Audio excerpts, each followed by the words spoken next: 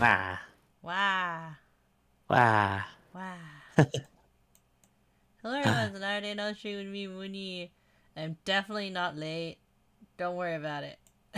Clearly not late. Yeah, clearly not. Yeah. But Bart's here temporarily, we'll just say, because it's already late for you. It's too late for Temporarily here. you. I've really got to change that image, by the way. Yeah, you really gotta update it. Mm-hmm. We'll put it right here for now. But what am I doing today, honey? Before you leave. You're drawing. I'm drawing. Drawing. Yeah.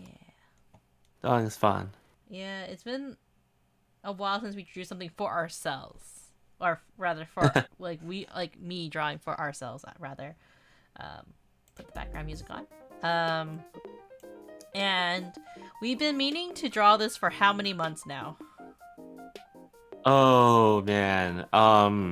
We've been talking about this since at least the beginning of the year, if not longer, I think.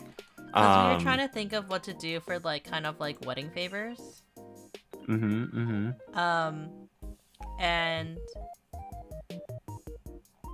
God, I thought about buying maple syrup. I've thought of what something I can't give people what was something distinctly Americano, what, hamburgers? Hamburger. Dunkin' Donut holes. Dunkin' Donut holes. I don't know. Yeah,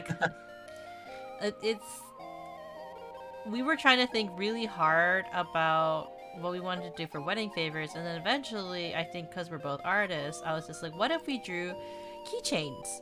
Yeah. Would you really like that idea? Yeah, I find the idea really good because it's it's something I admittedly have not done myself before.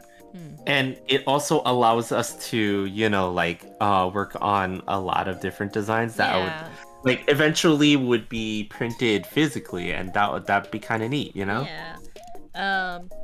Whether or not we're gonna sell this as future merch is debatable, but the thing is that may be odd for some people is that I'm not necessarily gonna be drawing Munii though. That's the thing. People might also be expecting me to draw a bunch of capybaras, but I'm not. I'm gonna draw my persona. Whoa! Whoa! The furry allegations. Oh no! The furry allegations. But no. I actually, yes, I do have a persona, so to speak, I guess, if you want to call it that. And some of you guys have seen it before. Cause it's not like it's a hidden fact, but I usually draw myself. Oh crap, this doesn't work. I love it when there's some of them that do work and some of them don't work. Yeah. There we go. This one works. I draw this thing.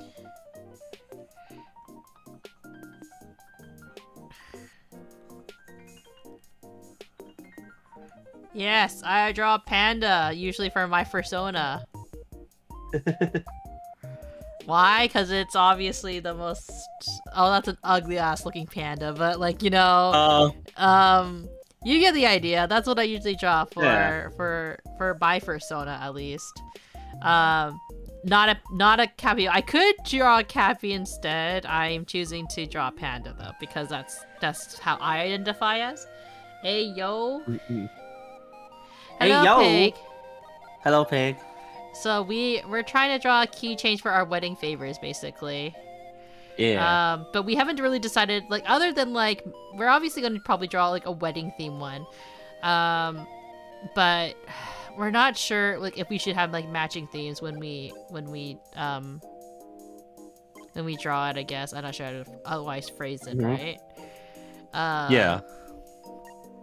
What are your ideas, honey? Wow.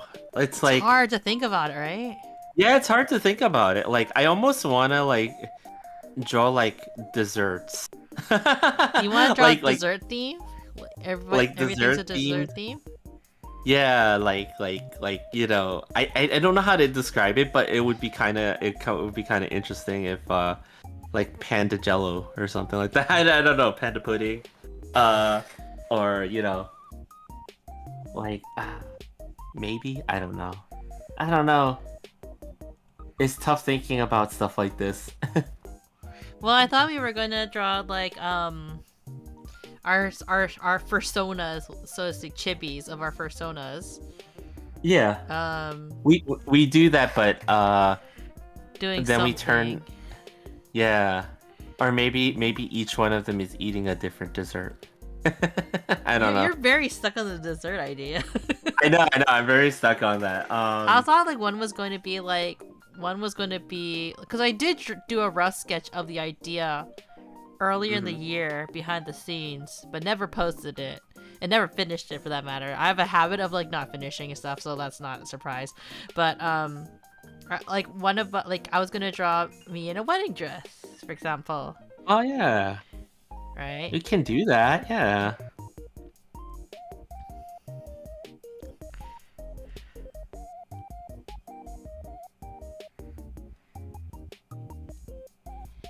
And then you can draw yourself in a suit for one of them.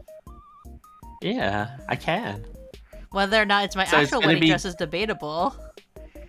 Is it gonna be then different clothing themed then? Well, we can draw like so one of them I would like it to be like one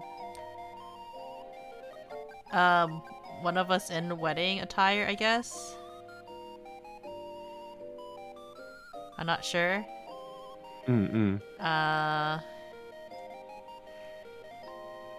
So one of them wedding attire. What else? Should we draw one with our boys? Oh yeah, that's right. Yeah, you're right. Like one of us draws coffee, the other one draws soju in theirs. We can do that. Yeah. Or we can have coffee and soju as their own keychain. Yeah, like together. Wearing bow ties. Like one of us draws soju and the other one draws coffee. Like which one do you want to do? Yeah. I almost feel like I should draw soju. Oh. Cause I don't do as well with the puffy, fuzzy type characters and designs, I haven't right? like actually figured out my cause like yeah, I have a sketch of drawing a coffee right there, but I haven't really figured out how I want to draw coffee like forever, you know? I actually already like how you started this with the style of like the lion mane type of thing.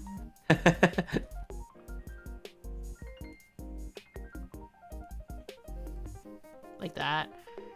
Yeah. I don't like how I did the up.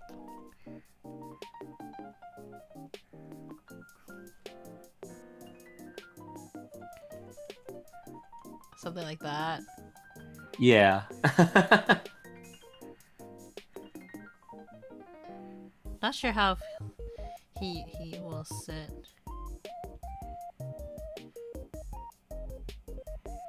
Like that? I don't know. It's like a rough sketch of how to do it. It's pretty good already. I think you should at least keep this. like on a separate layer. Yeah, they're all You know. separate layers of like kind Mhm. of ideas, like sketch ideas. So wedding dress, our boys. I know we do want to do a dessert one though. Mm.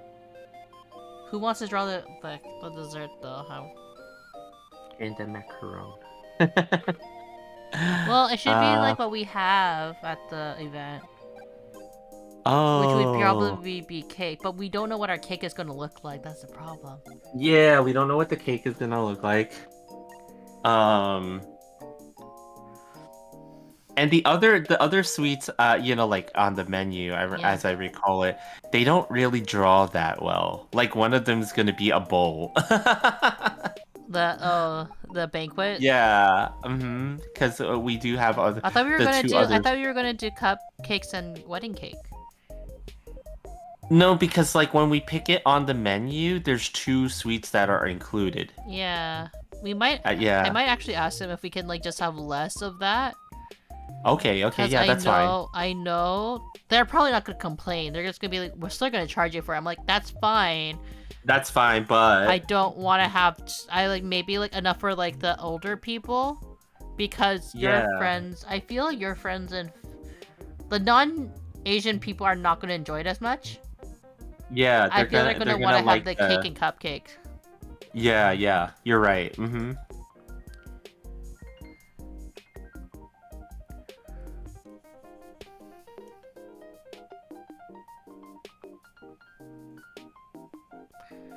Maybe cupcake.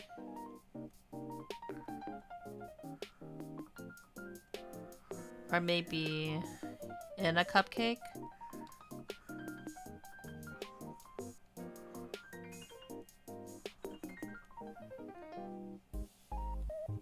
Or maybe it is a cupcake. Mm. And you draw a capybara cupcake. Oh yeah.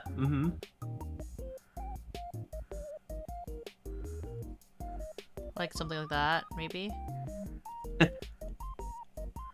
Oh yeah, with the little cupcake foil on the bottom. Yeah. Yeah, you know.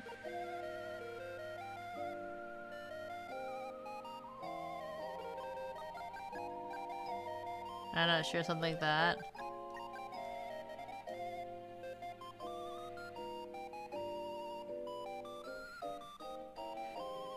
I think we're also trying to make it kind of subtle, but like I'll draw a veil to see what it looks like.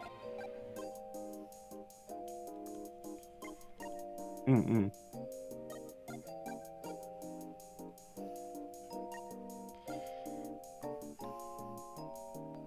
This is not what my veil's gonna look like, by the way.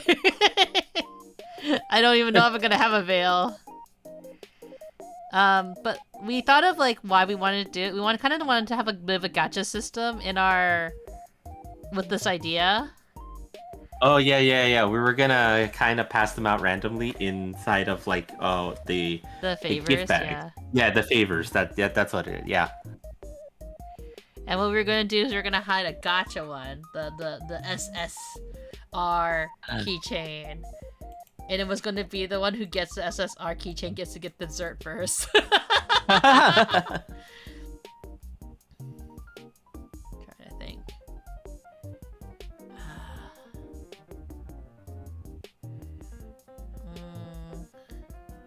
Okay, so we have wedding, we have boys, we have cupcake. What else? The boys, cupcake. Because we can't draw you in Modernia's outfit.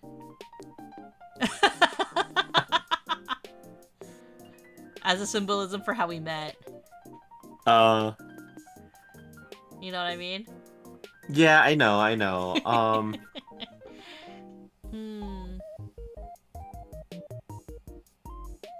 But what if we just did it anyway? We'll have a panda in Dorothy's outfit. Yeah, but it doesn't make sense for you. No, we'll just draw the capybara looking like the captain. The commander, I should say. Commander, but that's not Yeah. your favorite character. It's not, but you know, People are it's gonna be so okay. confused. Why does she have this outfit? I'm trying to think of how to.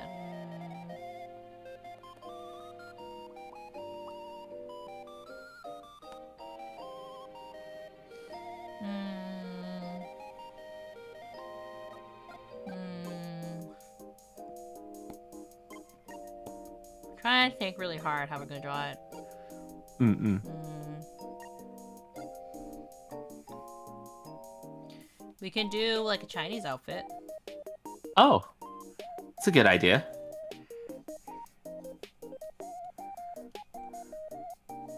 Very cliched of a panda in a Chinese outfit.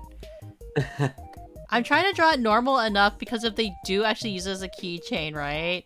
It's not gonna be weird. They're like, whoa, why do you have a Nikkei panda? It's like, right? Or capybara.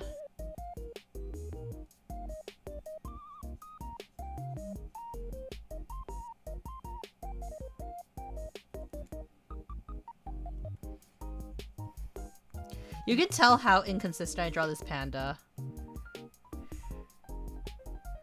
Eli guy, what's up? How you doing? Did I miss something? Uh, No, we're working on wedding stuff.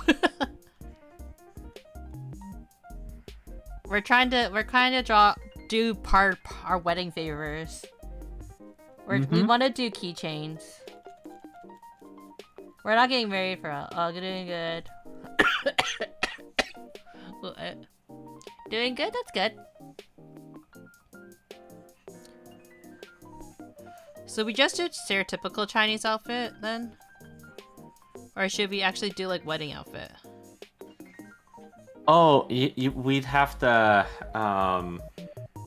like, what do you think is a stereotypical Chinese outfit? Like, the do we do a hanfu or do we do like a cheongsang?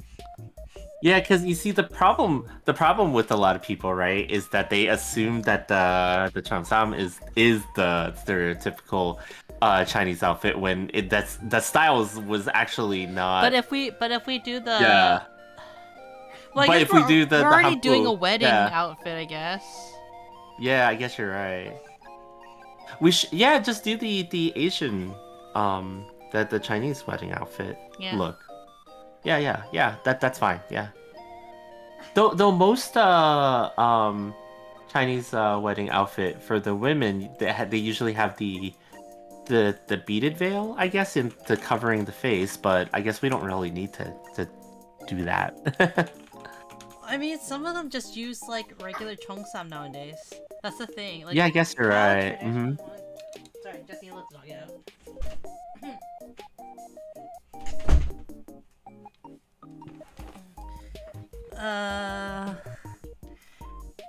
Because a lot of Chinese people do a lot of like modern takes on it. That's... Mm-hmm. Do we want to do like traditional? You get to wear a funny hat. Yeah. Oh wait, also Mooney, have you got a day I can kidnap you and Bart for musical watching? If y'all are still down, of course. Oh yeah, we still gotta talk about that, don't we? I think probably later in June, I want to say, because then we'll be... No, then that makes it difficult because we don't have that many headphones. Should it be before I fly to America? Or after? That's the real question. What do you think, honey? I don't know. It's so tricky, right? Yeah.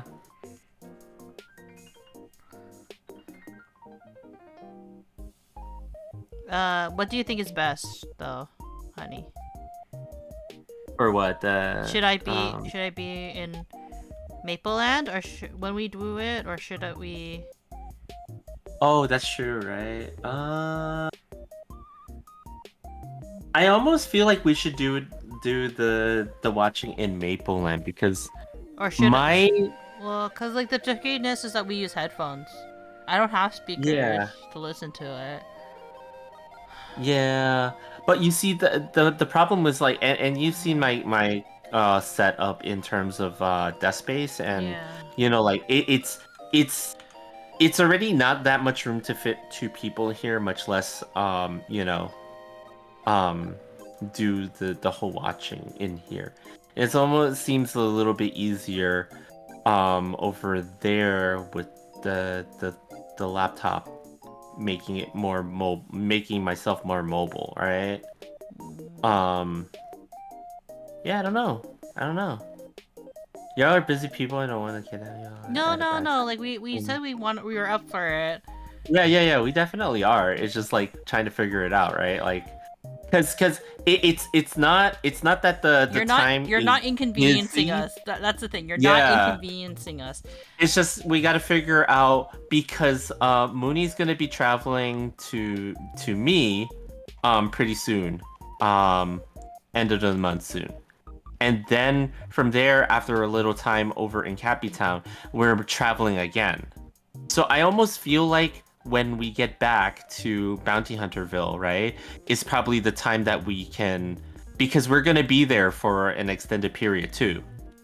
So we don't even have to worry about timing it against the travel. You know what I mean? Mm. Yeah. So I almost feel like that it'll be best when we get back from then. Yeah. Yeah.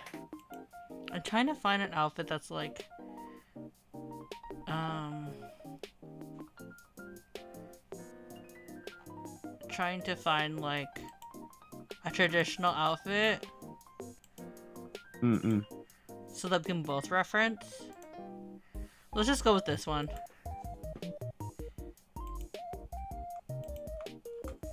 Or something like that.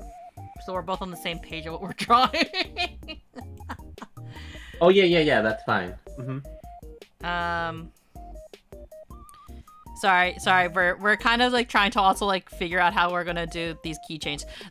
No, but like we want to watch it. We're just okay. So I'm gonna be completely honest with you guys. I didn't expect to be so busy with editing. I 100% did not expect myself to be like so busy with doing like being a content editor for my friend, because like I've done like video editing for myself and I don't usually take that long, but when it comes to editing for others I take a lot longer. I think it's mostly because like I want it to look as like a certain quality, and then it's also like receiving feedback and like planning stuff out. Like it's a lot more than I expected. So much so that like I haven't even gone to finish working on like some personal projects that I've been meaning to work on while also helping my friend out with their channel. But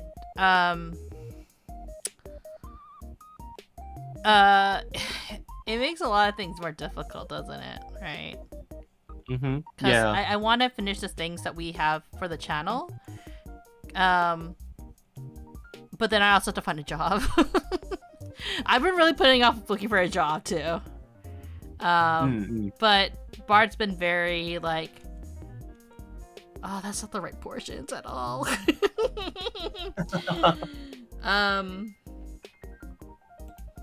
Okay, we'll draw this a little bit smaller. But like, Bart's been very patient with me. Like, it's not like you have been like hounding me to like find a job immediately. But like, like I wanna have money to do stuff. I don't always want Bart to like pay for everything. Even though you said you'd be my sugar daddy. Something like that. Then I'm just like roughing this at this point. Yeah, it's fine if they're all roughed out, and then I can take your roughs and start to plan mines around yours, because I have less experience in drawing this style of The design. thing is that they're right? not like Yeah. I like drawing big heads, but it's not proportionate because I like drawing like this a lot, like mushroom. But so it doesn't always Yeah. like work that well. Um, I'm constantly updating playlists, so it'll be a good experience. I felt like I was looking for a full-time job for 5 months now, and no luck. No turn up. Luckily, my part-time one just told me to go to a different store for hours. Yeah. Mm-mm. Like, Yeah. I'm thinking.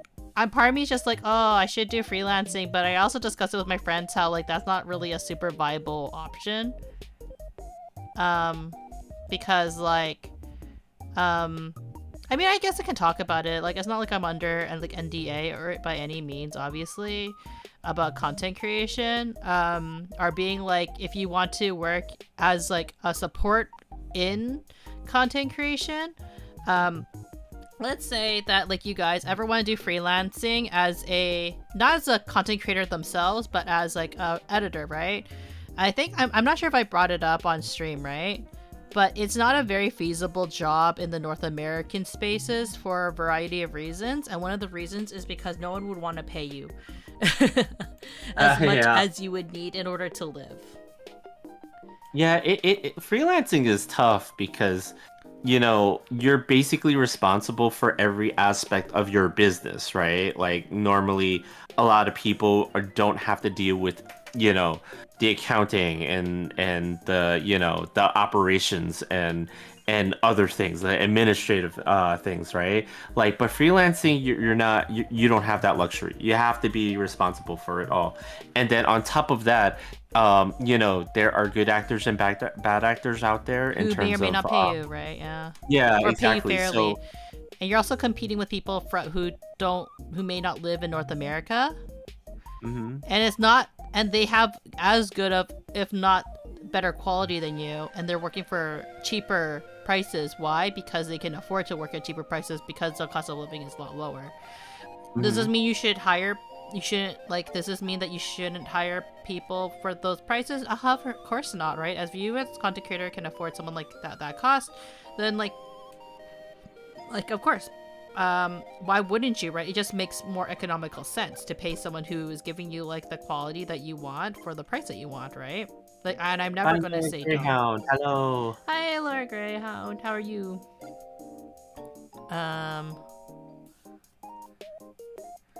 Trying to.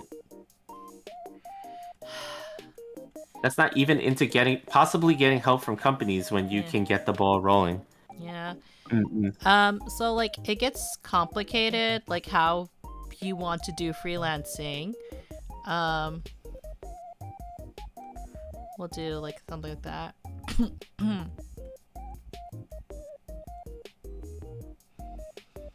Should we hold the ribbon together?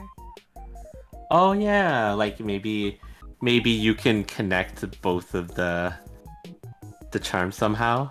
Well, it'll be like kind of like a half. Well, maybe not. Yeah.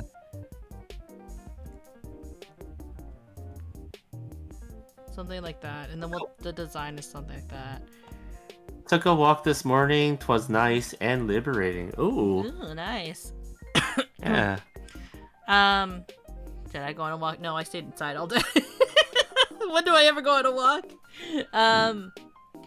Yeah, for people who are wondering why I'm a bit late to streaming today, it's mostly because we were talking some family matters stuff, so like I wanted to get it addressed before we started stream. But now like going back to talking about content creation and whether or not it's worth it to be, say, a freelancer, I would probably lean towards it's not as worth it unless you really build up your clientele. And the reason for this is because like the amount of work that I typically do on the shorts, which arguably are like 1 minute long content, I take like maybe 4 hours to work on it. But you're probably wondering, why does it take me 4 hours to work on a 1 minute short? Well, the reason why it takes me so long is because I'm basically, how I'm working with my content creator at the moment is that I get her full VOD, and then from the VOD I have to figure out what part is to make a clip out of, right? So that took a long time. Now we're trying to streamline it, so whoever's doing the VODs is giving me like a generalization of like, oh, these were some really interesting moments during the stream that we would really like to focus on. And but even so, that VOD or that highlight reel, it would be like, I'm still scraping through, like, if I were to do it myself, I would still be scraping through, like, sometimes, like, 4 hours worth of content, 8 hours worth of content. It really just depends on her mood for the day, quite honestly, right? So that takes time. And when you look at it as a freelancer, realistically, me watching 4 hours worth of content, I'm not going to watch 4 hours. I'm not going to sit around and watch 4 hours worth of content, right? I'm going to be skimming through a lot of that. That takes a lot of time, regardless, right? Because I have to watch a lot of, like, enough of it to get a general idea of how I want to edit or cut it, right? And then it comes, so once you get, like, the general gist of, oh, this is a really interesting moment, I'm going to clip that part. That clip can take anywhere from, like, it can be like a 10-minute bit, right? So you have to look at that 10-minute bit and you have to trim it down somehow to 1 minute. And granted, some content creators will be like, hey, you can do a little bit longer. I think like the longest you can do on YouTube at the moment is 2 minutes and 30 seconds, I've learned. It was traditionally less than 1 minute. Okay. If it was above 1 minute, it automatically turned to a video. It's really annoying. And TikTok, I think they had it at 10 minutes at one point.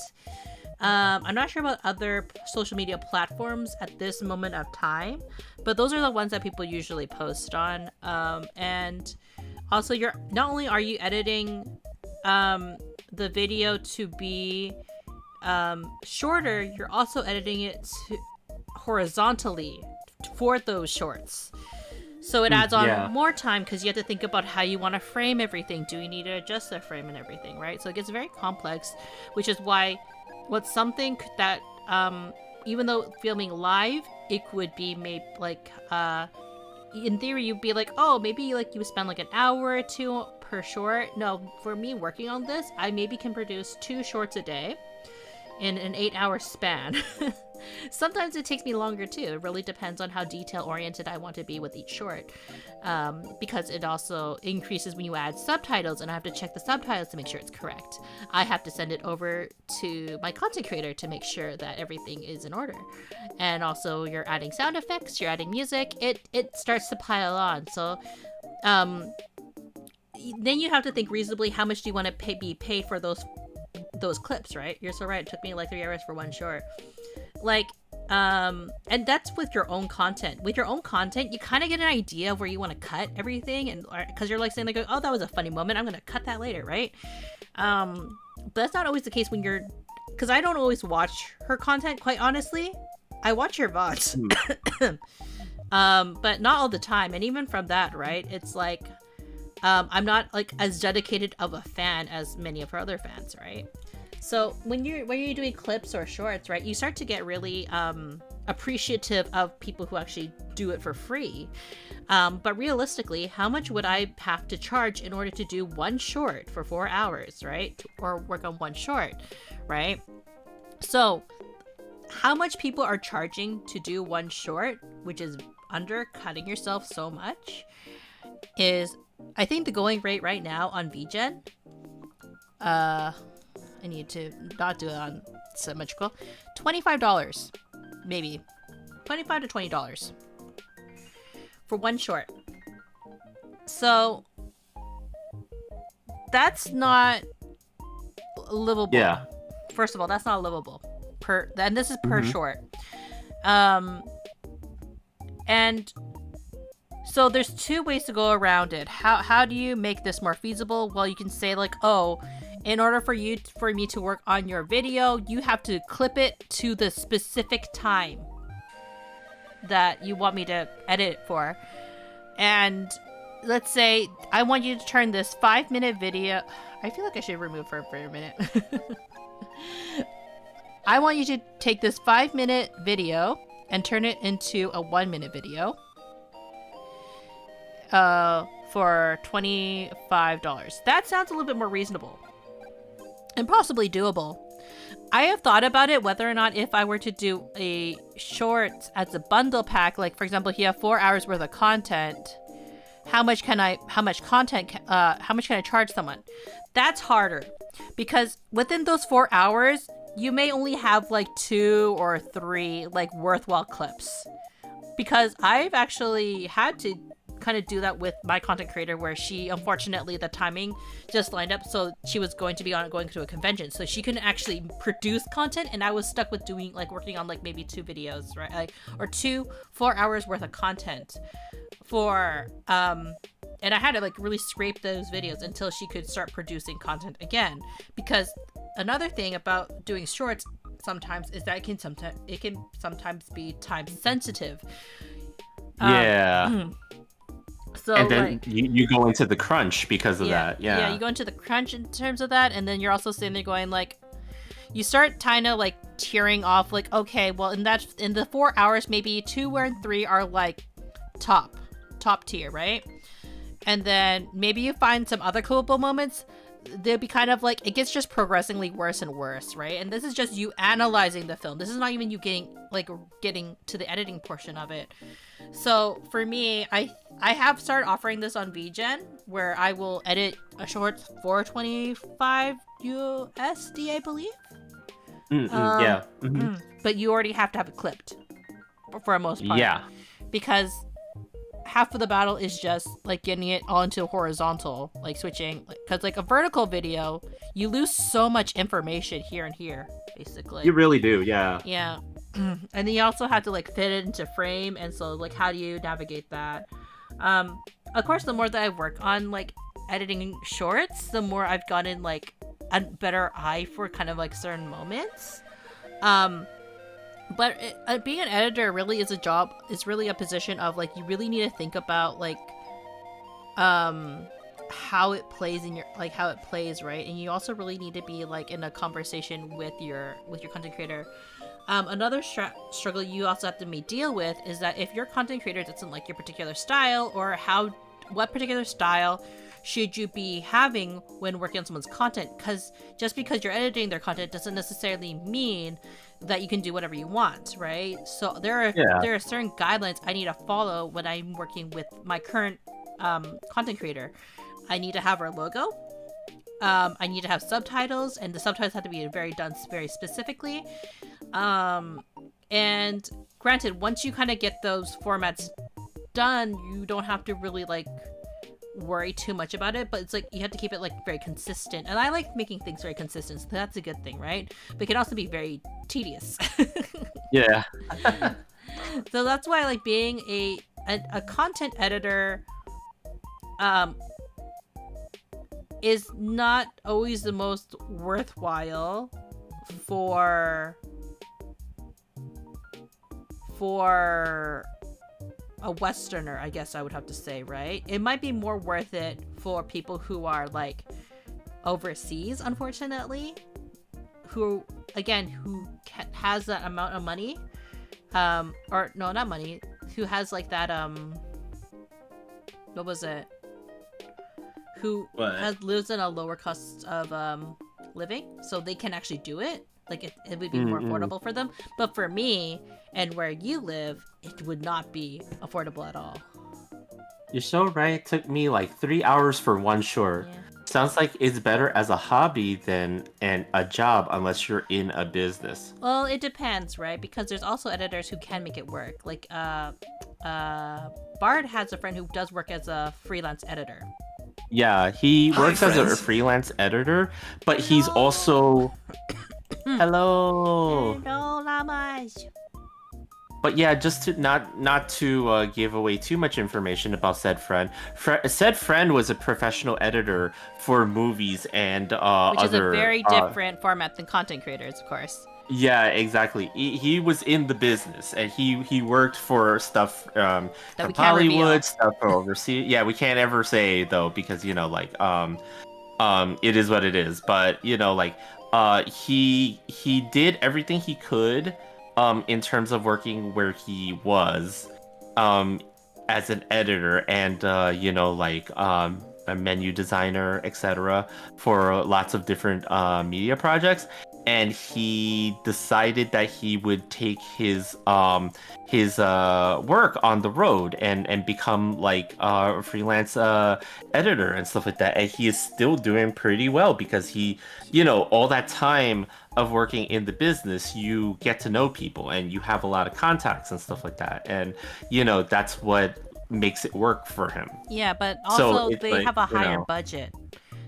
They definitely have a way higher budget. The projects that he works on is much higher budget, right? It doesn't work the same way for a lot of small content creators, right? Now, not a lot of content creators can actually afford editors to be complete, like full-time editors, we'll just say.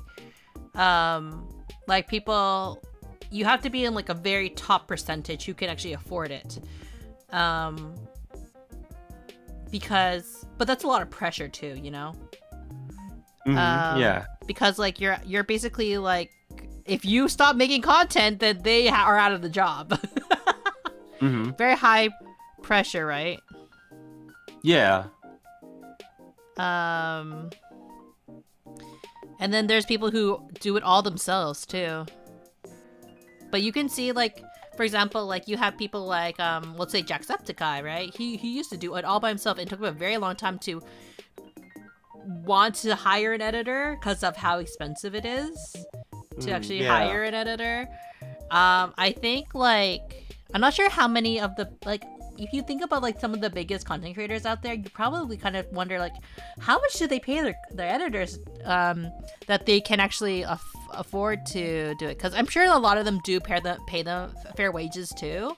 I'm not saying that, but like, for example, like, but working like 3 hours or 2 hours for $25 is not worth it. You know what I mean? And that's assuming you definitely. even get. That's even assuming that you have a regular workflow or regular clients who pay for that, right? Yeah. What's up, llamas? How you doing?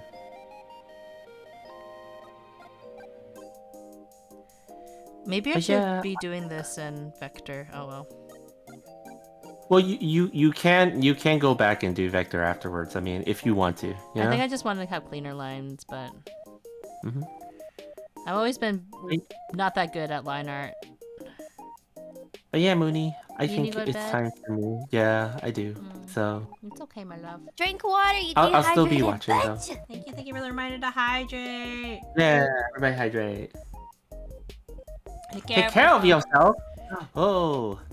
But yeah, like, I think this is like, it's a very, don't get me wrong, guys.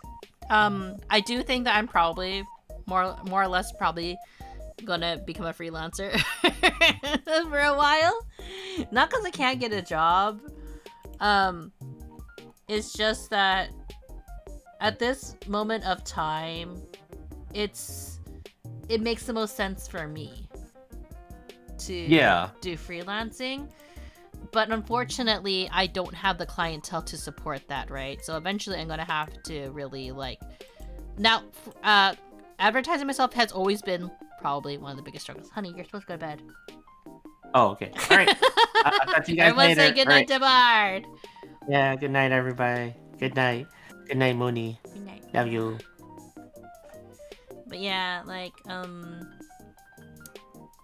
it's tough out there because you want to believe that, like, if I just start on this business, then, like, things will just come together. But the reality is that it's not going to be that easy, right? Because not everyone can afford to get an editor, and not everyone can afford to pay them a fair Western wage, especially with certain events happening at the time. I did hear that somebody wanted to tariff movies. I'm not sure how true that is. I'm not going to say who is thinking about tariffing movies, but you might have an idea who I'm referring to. Trying not to put a target on my back or anything about it. They who shall not be named. Oh god, first penguins, now movies? Yes. Is there no justice for the penguins? It's cause obviously it's cause they watched the documentary that is the penguins of Madagascar. That's probably the reason why. Right? Those diabolical penguins. All the espionage.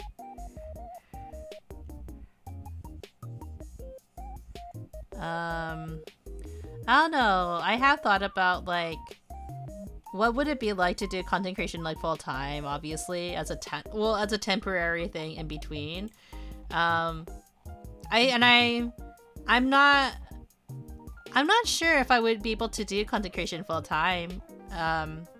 Because, like, I mean, I guess I could technically do free streaming full time until, like, something comes along, you know what I mean? Kind of like, I'm a full-time content creator because I have no job. Wonder how that would be. They also saw Happy Feet and said they are a bit too happy. Dang, those happy penguins. You know, penguins just should be sad, you know? They should just be sad that their homes are melting, you know? I mean, they're not melting because, you know, environmental changes is a myth. What was it? No, not environmental. Global warming is a myth. Yeah.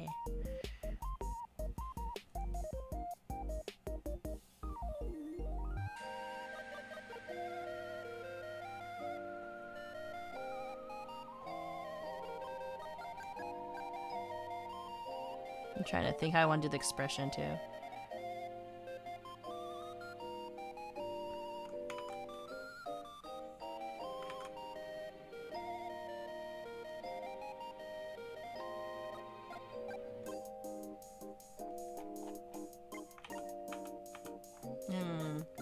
Just one of random causes of RNG.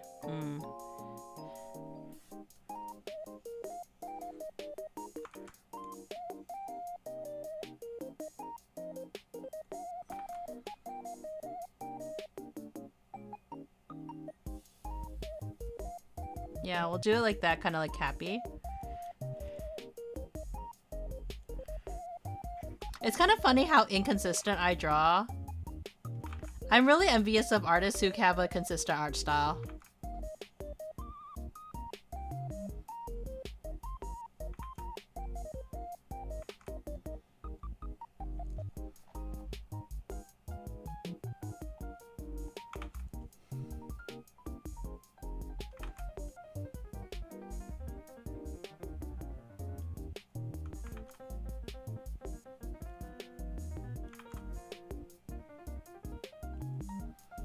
This is the real reason why I don't draw any, like,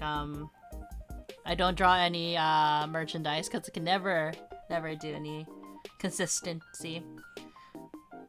Oh, it's just 105 Fahrenheit randomly cause of RNG. That's what my science teacher told me. Right? Totally not because, like, people are, totally not because, we're doing terrible things to the planet. You know what, guys? Barrett was right. Barrett from Final Fantasy VII was right. We're hurting the planet! Who knew that such a burly man could be an environmentalist?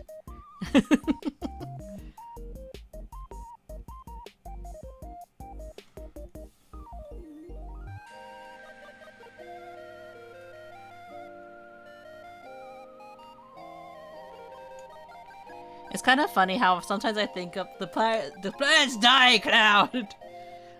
I know, right? Damn it, Cloud, why don't you understand?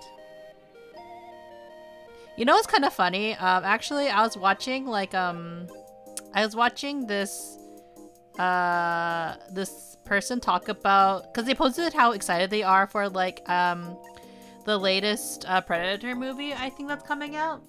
And then I guess, like, people are like, oh, I hate how Alien or Predator is becoming so woke and political because like this character because of blah blah blah, and then the person who was like, I'm so excited for this movie was just like, it was always political. What are you talking about? Like, it was about toxic masculinity. And that's where I found out that the arm meme was from Predator, because I had no idea where like, you know, the two bustling arm, like, or just like doing that manly like arm clasp. I never knew it was from Predator. And I was just like, oh wow, I really don't pay attention to media sometimes. Yeah. I've never watched Predator though, so in my defense. Now I have to think about how to draw the dress a little bit.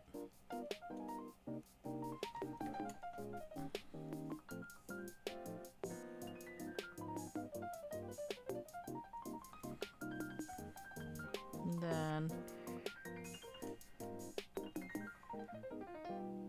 it's because the thing is that it's not actually like, it doesn't flare out like that in real life, but I'm not sure how close I want to be to my actual dress.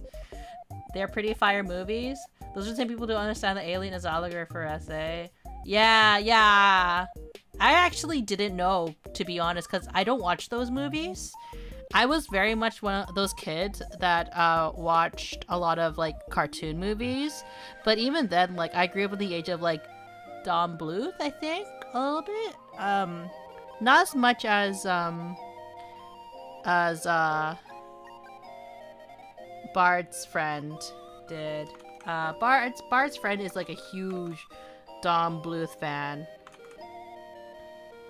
And actually, for people who are curious about, so I have a podcast that I've been working on called Bite Size and Nerdy, and Eli is actually a guest on it.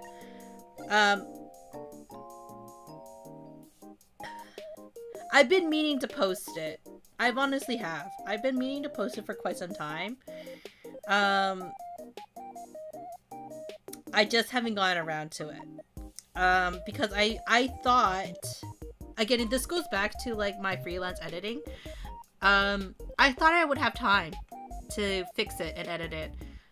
And every time I'm like, okay, maybe I have time. Like, and a lot of it is like fixing up content from the podcast. Hi Dragon, how are you? A lot of it is like cleanup when it comes to the podcast, and I do want to post it. I do plan on posting it. That's the thing.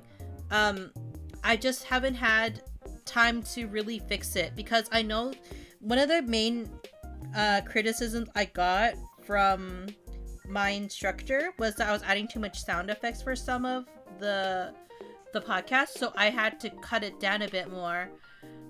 Doing fine, doing deck stuff with Yu-Gi-Oh! And let me know when it's up and I'll promote it. Yeah, I really appreciate that, Eli.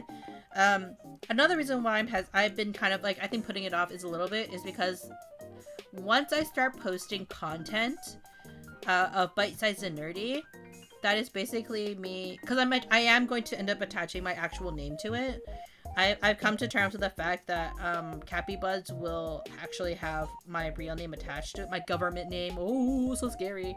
I mean, it doesn't really matter. I might change it after getting married anyway, so it doesn't really matter. But it's because of, professionally speaking, I can hide behind a pen name. I could. Oh, the whole government. Not the whole government. It doesn't have a middle name.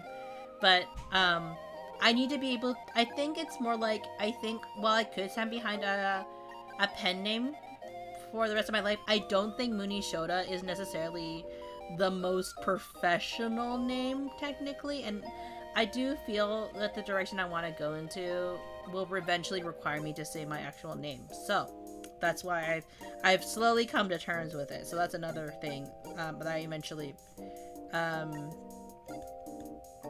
have to be comfortable with, especially being like just as like a performer as a creator.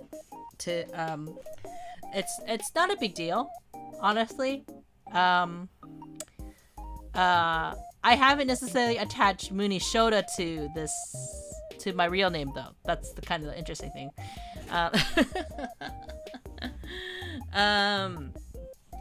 So yeah, it does make things kind of interesting. I thought a lot about how to approach it, but anyways, going back to the podcast, a lot of it is really just fixing the levels, like the sound levels and everything, and making sure everything is consistent. Because I had a problem with like volume consistency, I've noticed. And then after I finish posting that, I do want to post my independent art series also, which I really do want to post ASAP, but I've been just so behind on things on my personal stuff, which is I think another reason why I'm not super enthused on finding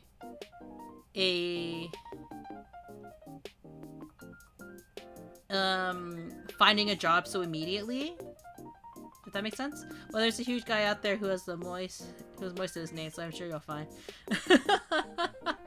I guess that's true. But Moist Critical technically wasn't his actual name, I think, right? Like that wasn't that like one of his like brandings, and people just refer to him as Moist as a result. I don't know. I don't know his name origin that well. I think another reason though that I don't want to really attach all professional names to Munii Shoda, he goes by, technically it's Penguin Zero. I know.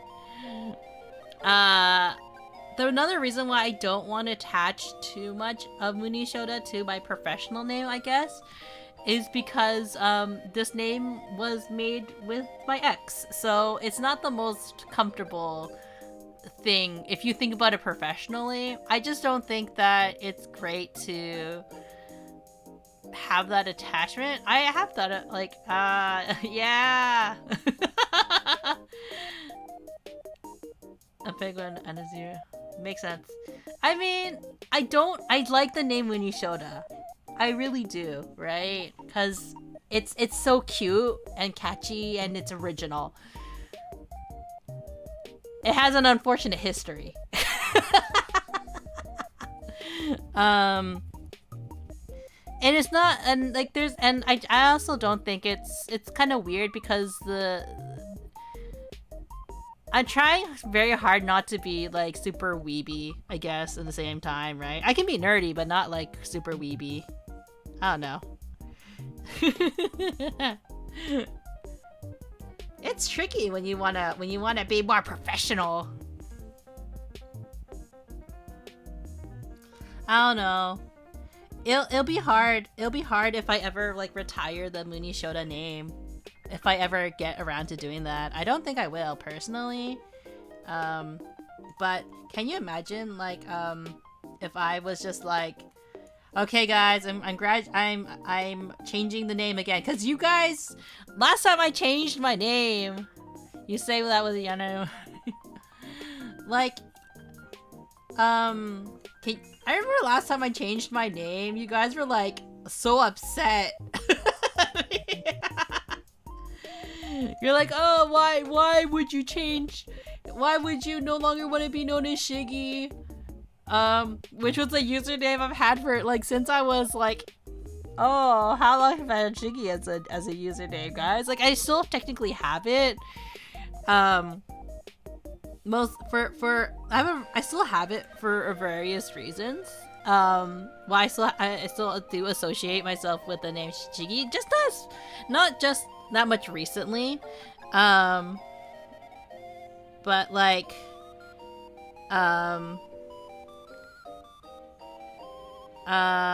like not sure how to phrase it, like I can't remember, like I changed it because like I wanted to separate myself a little bit from the Shiggy, and plus Shiggy didn't really match the vibe of this VTuber model, I think. And then because like for the longest time I used to be known as Shiggy Panda on various different platforms, not Twitch necessarily, right? And when I was originally Shiggy as let me think. Like when I was originally Shiggy, I was kind of like a wasp VTuber, and then I transitioned into my current form. So it's kind of interesting how like all like my transitions through like using different like names and everything. I feel like I should just extend the line. Let me think. Is that what it looks like? And then we have to have a leg. The leg cut, because I got a dress purposely with a leg cut. My mom was not very happy. I wanted the leg slit because it makes me look taller.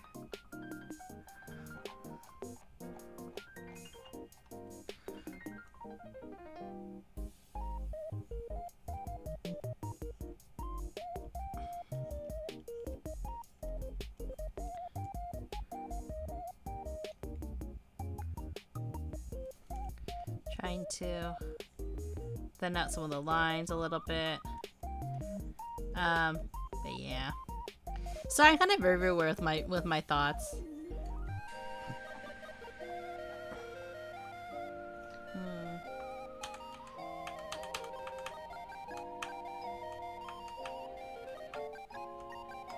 Let's see. I feel that I changed my name and I don't tell my chat I'm rebranding soon, and so when I'm making my new lore, I have a way that I'm going to incorporate Goy into it. Yeah.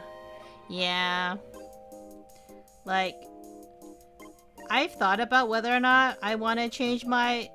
I'm supposed to... Bart and I talked about doing like a kind of a brand relaunch. Like a, doing a rebrand. But like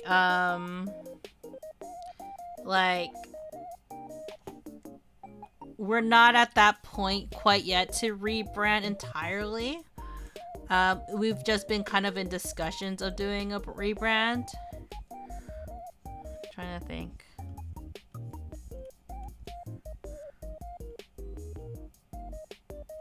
I need to pull this panda up a bit.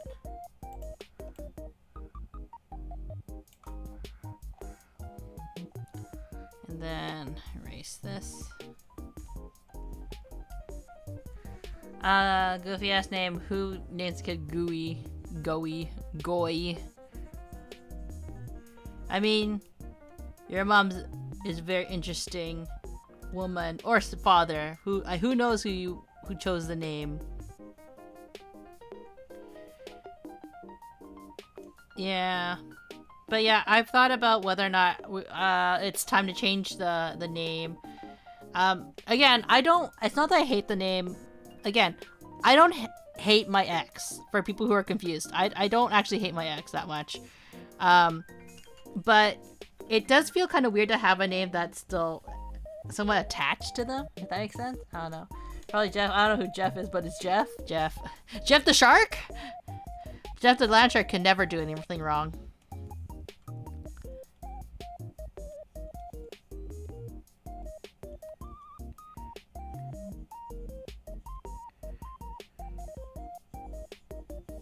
How could you blame Jeff the land shark? Love the shark. By the way, how has Marvel Rivals been treating you?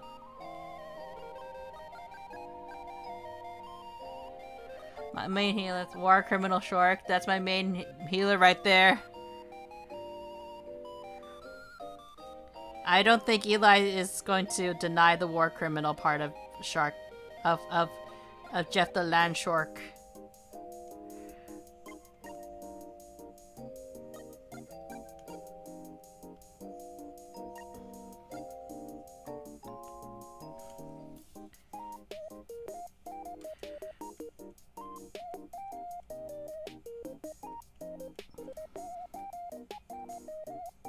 Just trying to...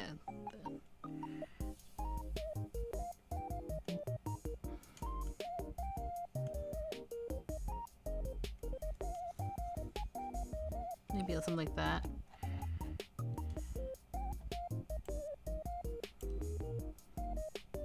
Trying to think, so... Like, draw the here maybe.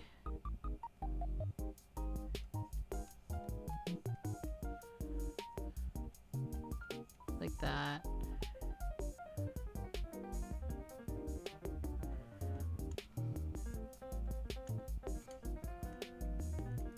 Trying to think how it goes.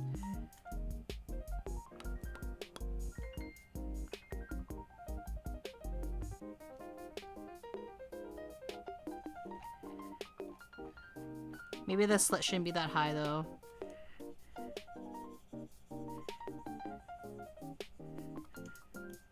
Because my dress is going to be quite long.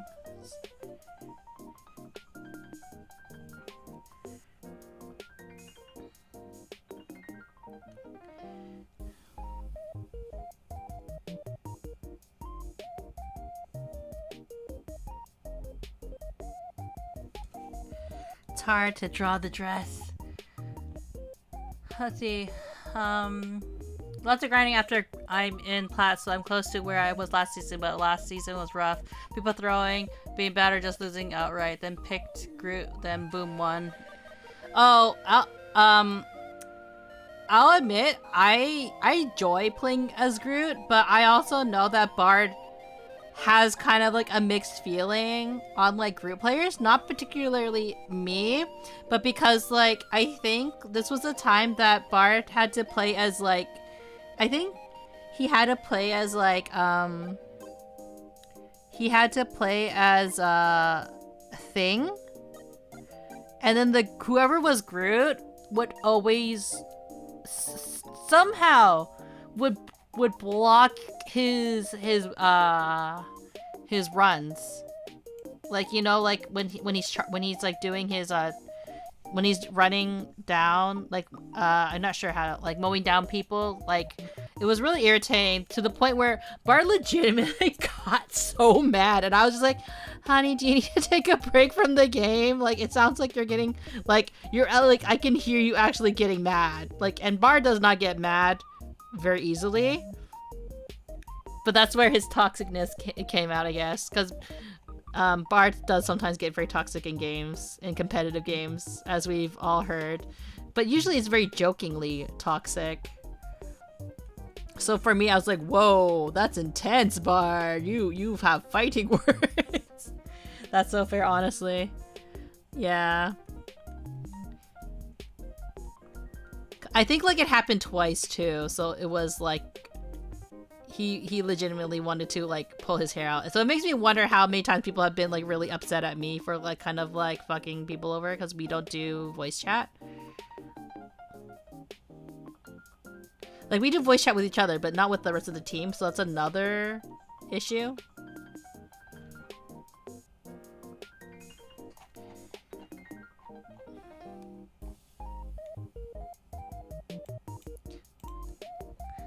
I had Groot stop my mines as Penny so many times. And they're supposed to be on your team too, and you're like, are you on the other me team or are you on our team? Like, cause valid if like enemy team, but if they're on my team, like, why are you doing this to me?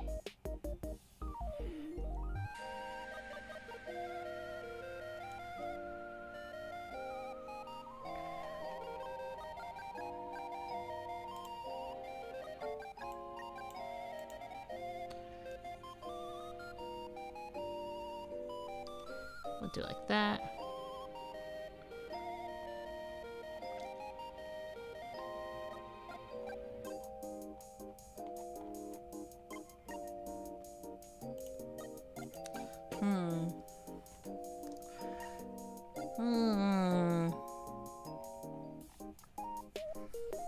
For me personally, I've just been casually playing since I've just been playing on console. I play whenever I feel like, so like so quick play. So Mr. War Criminal and Bucky. One of these days we gotta play Rivals and just see how things go. I think like Bard was pleasantly surprised at how fast I kind of picked up the game. I'm still not that good at it, honestly. I mostly only play to get like the free skins nowadays. I think like the reason why we tried going for gold is because Bard wanted to get like the Sue Storm skin like color, but like I'm like kind of like in my head like, was it really that worth it though? I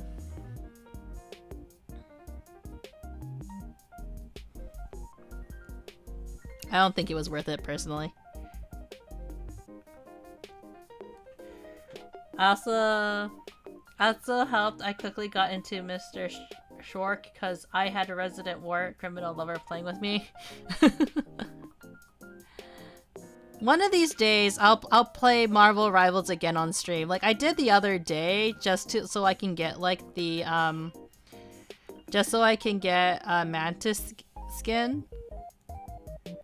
But I've been like preoccupying myself with like Infinity Nikki. Not gonna lie.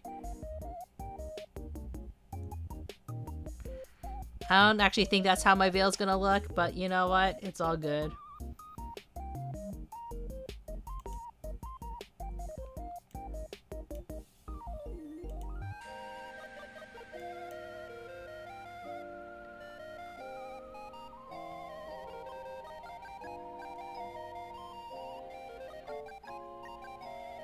Then we did that.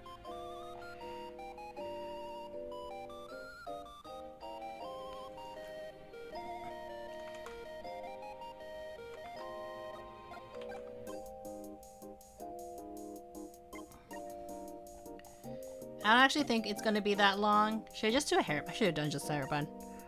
You know, we don't know. Maybe I'm gonna have the floral. Who knows? I mean, free skin is free skin, but hitting gold might be hard but it can be easy at the same time. It's weird. I think it's like depends on who your is on your team, right? Like, if I remember correctly, Eli, don't you do solo queue? So I think it's really difficult, technically, to do solo queue. But luckily, Bar and I play together, so it kind of helps. At least with one team member filled.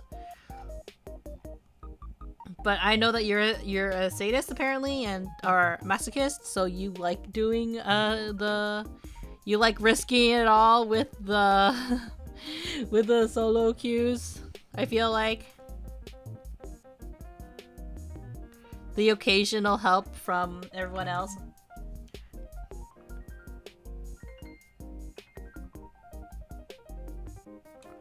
I have no idea what my veil's gonna look like. I'm pretty sure it's not gonna have any of this stuff at the bottom, but I'm just gonna have it here.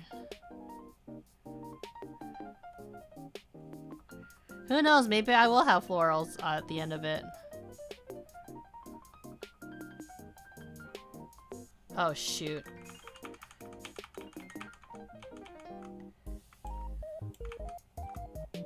Forgot to put this back on. But that's why we also have them all down here. I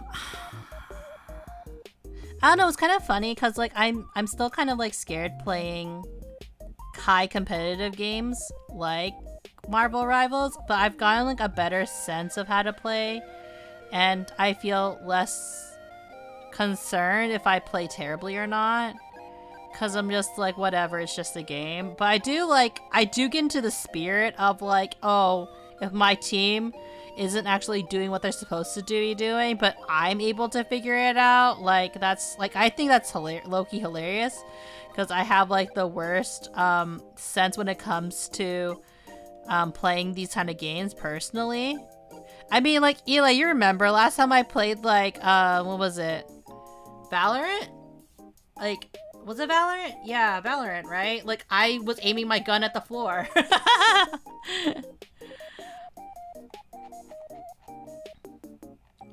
And I also haven't played Apex in like so long as well. I kind of miss it sometimes. I don't know, like sometimes I think about playing Apex and then like I'm like whatever after that.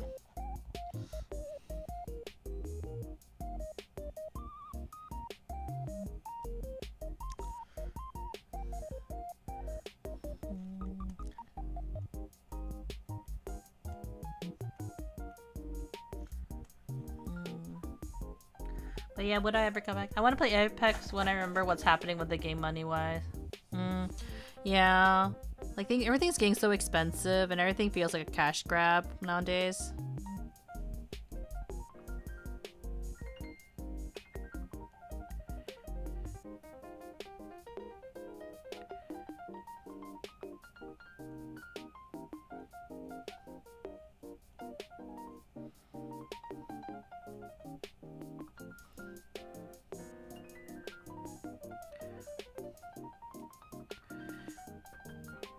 Maybe I should actually clear that, make it...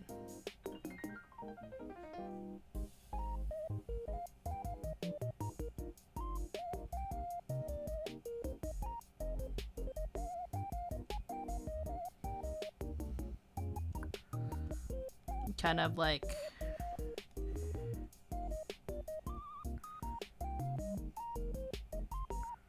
more like that. Not worry about perfection here.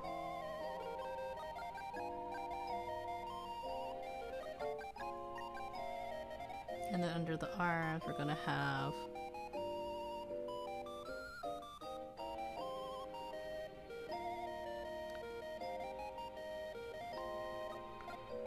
like that.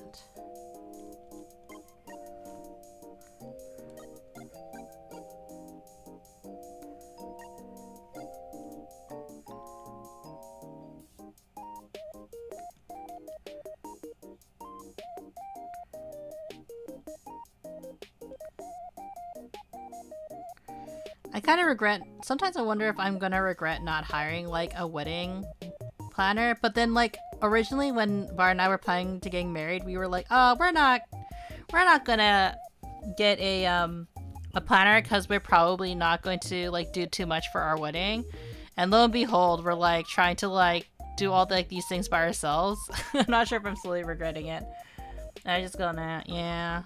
The cost of games nowadays has been like rough, I think, overall. Like even with me like playing like Infinity Nikki, there are times where I'm like, oh, it'd be really nice if I could just like buy some of the stuff, and I'm like, oh, I shouldn't buy it because you don't want to encourage like really bad, what's the word I'm looking for, like really bad, like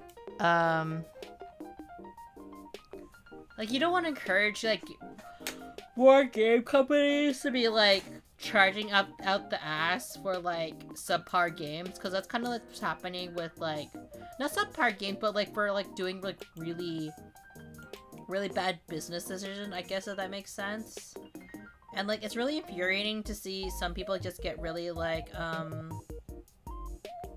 money hungry more and more lately. It's really frustrating. Yeah.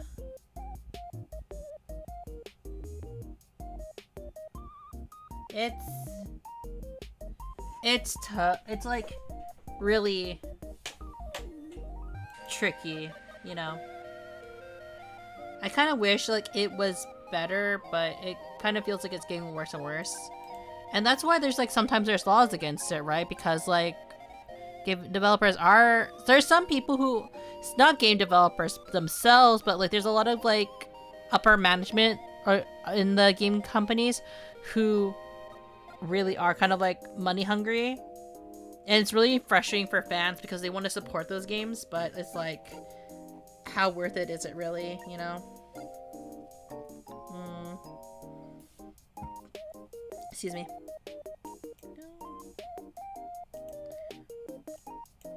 Maybe something like that. That is a keychain.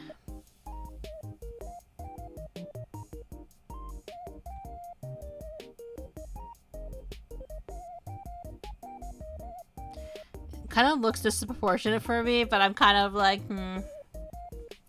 good enough.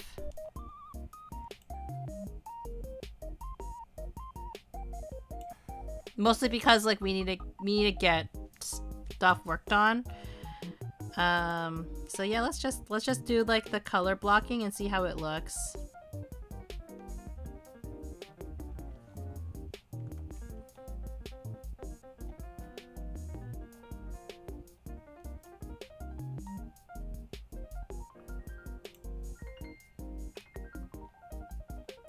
Trying to think how I want to do this.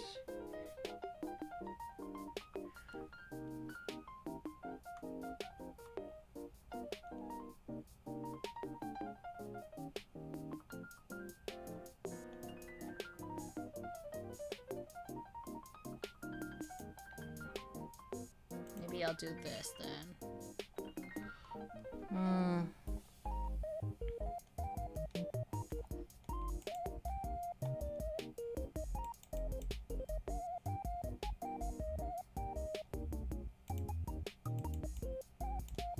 And down. Like this, and then I can see what I'm coloring.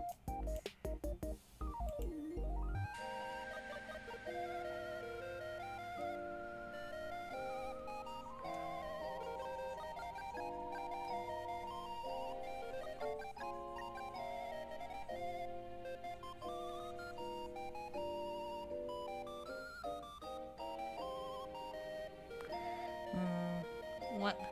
Lurking? Thank you for lurking, dragon.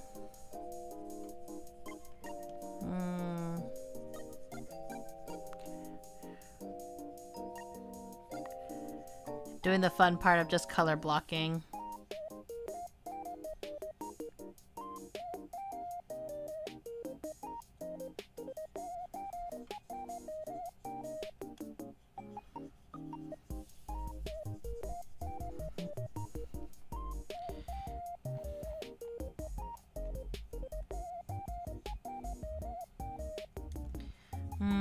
Also, when will I ever do that karaoke stream that I promised? That occurs to me. I'm listening to like some music right now, like on the side, like not the same music that you guys are listening to, but it just occurred to me. Not really just occurred to me. I think about it a lot. I still haven't done the karaoke stream, nor long. I think it's also been a year since I said I was gonna do a song cover, and I've never gotten around to it. Mostly because like I don't know. I got so busy with everything that I kind of like put it all on the back burner, and now look at me, a liar, and with no song cover. I don't know. Sometimes I still think about doing a song cover, but then I think I get really nervous about whether or not I would hire like a mixer to mix a song for me, or if I should try doing it by myself. How do people find that? Like, would it shock anybody to know that I've done song covers before? But I've done it like, it's been like so long since I've done that song cover. Like, back when I was in high school, I think I did one song cover or something. No, 2 song covers. And I haven't done a karaoke stream in like, I think, I want to say 2-3 years now, but it's mostly because like I moved back home, right? So I get really anxious about like singing with like my family being home. I wonder if it'll change when Bart and I move in together, honestly, because like he's too shy to sing in front of me still, I think. Unless it's like when he's being like he's trying to sing badly on purpose. I don't know. It's kind of it's a really vulnerable thing to do, right? To perform in front of people when you know you're not like the best singer ever. I kind of get over it while singing at karaoke with friends, though.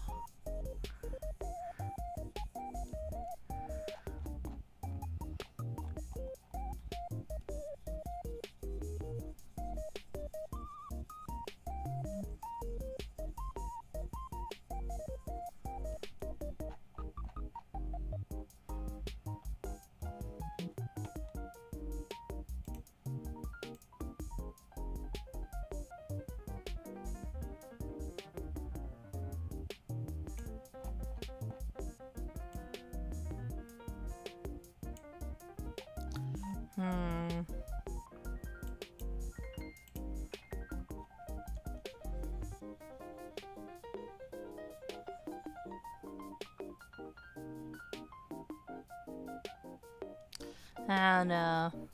I think like because a lot of the songs I also like are like ballads or like sad songs. I wonder if that would, if I start singing a bunch of sad songs, if people would start thinking that like, oh, something happened between Munii and Bard.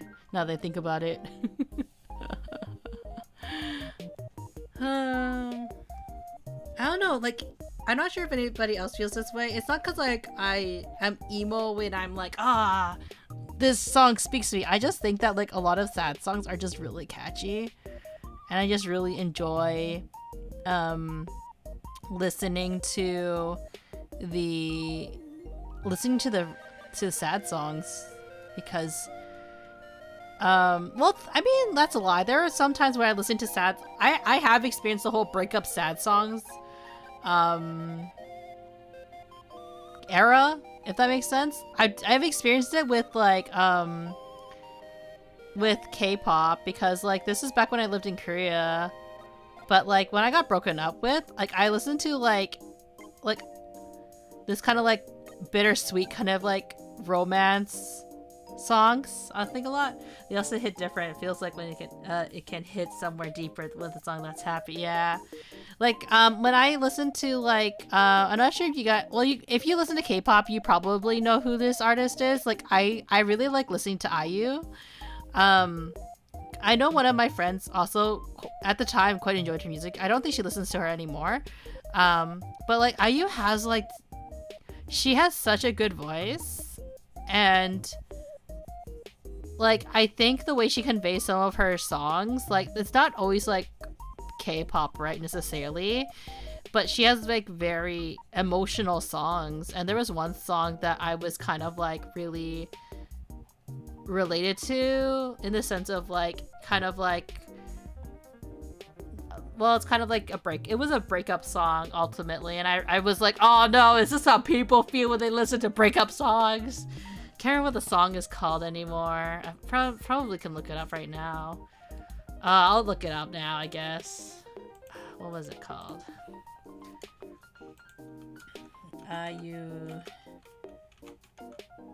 Was it? I like Palette. The Palette was really good.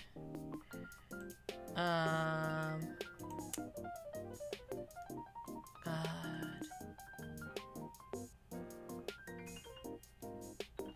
What is she doing lately? It's been like so long.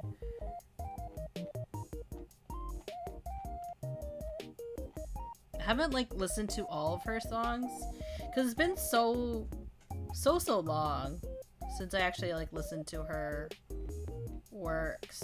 It's been like, I think it's like this song is like 7 years old now. 7, 8 years old now.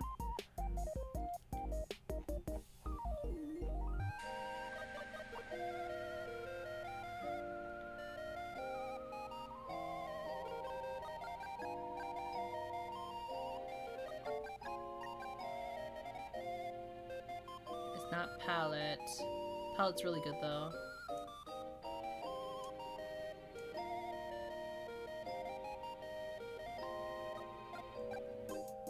It's not Through the Night.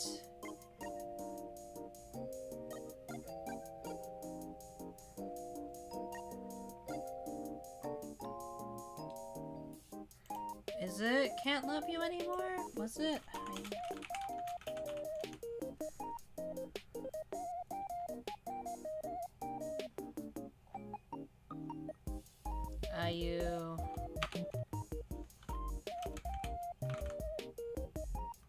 IU breakup song. Wow, thanks. Oh, Ending Scene. That was the song. Ending Scene. Like, I think I remember correctly. Like, Ending Scene was like, kind of like, yeah, like how the best way to put it is like, kind of just like, reading like the rough translations of it was like very, meaningful, I guess. Kind of like turning the chapter of but unfortunately the music video is kind of ruined because the person who plays the male lead in the song is unfortunately caught up in a scandal. that involves his ex. I'm not sure how much people want to kind of like divulge into that story. From what I understand about that controversy, I feel like I want to talk about it because I'm like watching the music video right now. But like he's an actor. He's a quite a popular Korean actor. He has acted in like a drama with her before. And he's quite a big actor. I don't remember what his name is specifically because it's a Korean actor. But like he's the male lead in this particular music video, and I completely forgot. But he so for transparency, he's like 40s now, like mid 30s to like early 40s, I think, which isn't a big deal. I think he's in his 40s. I don't know, like at least in his 30s, like mid 30s. We'll just say minimally. But he had a controversy because his ex unalived herself and noted that he was one of the causes. He essentially groomed his ex, if I remember correctly. And I think this is the same actor that I might be mistaken. It might be a different actor, but I think it's the actor I'm thinking of. And he not only did he groom her, even when they kind of broke up, like he took advantage of her, cause I think she wanted to also be like a celebrity, so he has his own like with his power, he opened his own like kind of like oh no, I'm talking about oh no, I was talking about controversies. Hello everybody. Oh my goodness. Hello everybody. Retaijo controversy. I know, it's talking about K-pop controversy. I'll stop. Hello everybody from Retaijo's channel. Let me do need to shout out because my mod went to bed. God, how marry someone who will stay up with you. Just kidding. Which K-pop controversy? Oh, yeah, thank you, Rin. But before I go into divulge into the controversy, hello everyone from Rin's stream. My name is Munii Shoda. I'm a space bounty hunter from the stars. I may be a terrible shot, but guess what? I'm still gonna aim for your heart. And you may know me from some of Rin's shorts. I am Rin has taken me on as her intern, so I like to say. So I hope you've been enjoying a lot of the shorts that I've been producing. I've been having a lot of fun working on it. And I'm gonna be very honest with you all. Rin has actually by doing all the edits, I actually start getting really into Infinity Nikki again, because I was one of those people who's like, oh, I'll play at the beginning, and I'm like, oh, okay, maybe it's not for me. And then I started editing the shorts, and I'm like, God, it actually looks really fun. So I decided to give it another shot, and gosh darn it, now I want to buy all the outfits, and I'm like, no, Munii, you don't have a job. you can't afford the pretty outfits. But thank you everybody for all the follows. I really appreciate. You really don't have to. I'm just a small bean who's trying to work on actually getting ready to get married. Because I have not. Oh god, you know, like when there's so many things you need to do to get ready to get married, and you just don't do it. that is 100% me. Mm-mm-mm. But great short. Thank you, Toge. I really appreciate it. I know that like I present as like, oh, I'm so confident, but like when as some people may have noticed, I'm extremely quiet. Sometimes. Because I'm very shy. I don't like talking in big groups. Sounds rough. I know, right? But the influencer effect is quite effective. I'm easily influenced. I have to go to bed. Chat told me to go to sleep. You should go to sleep. You've been working really hard. But again, thank you for sending your community to me. I'm very embarrassed. But like but yeah, get some sleep, and I'll try to entertain your community. This is where like, you know, having my dear Cappy here would really help. But yeah, have fun with stream. Thank you. Yeah. The reason why I'm embarrassed, cause like I'm like, oh, I'm not prepared. I'm not used to big drops like that. But oh man, okay, let's talk about the K-pop drama. Is it really K-pop technically? Because he's not really a K-pop idol. He's more of an actor, if I remember correctly. And if you know who it is, like, you may be able to give me some more clarification, especially if you're into K-drama or like actual like K-dramas. But it was basically talking about that one actor, I believe. Is it that guy? It might be Toge. Let me double check. If it's the one who groomed his, yeah, like him, I think, right? Yeah.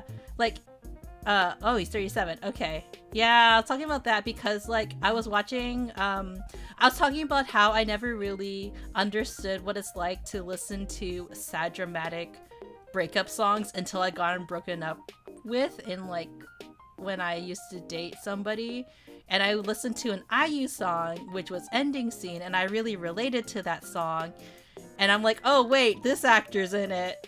Oh no, this song is ruined for me. I think he's in it, right? That's the same actor, I think. Like, I think he's in that one.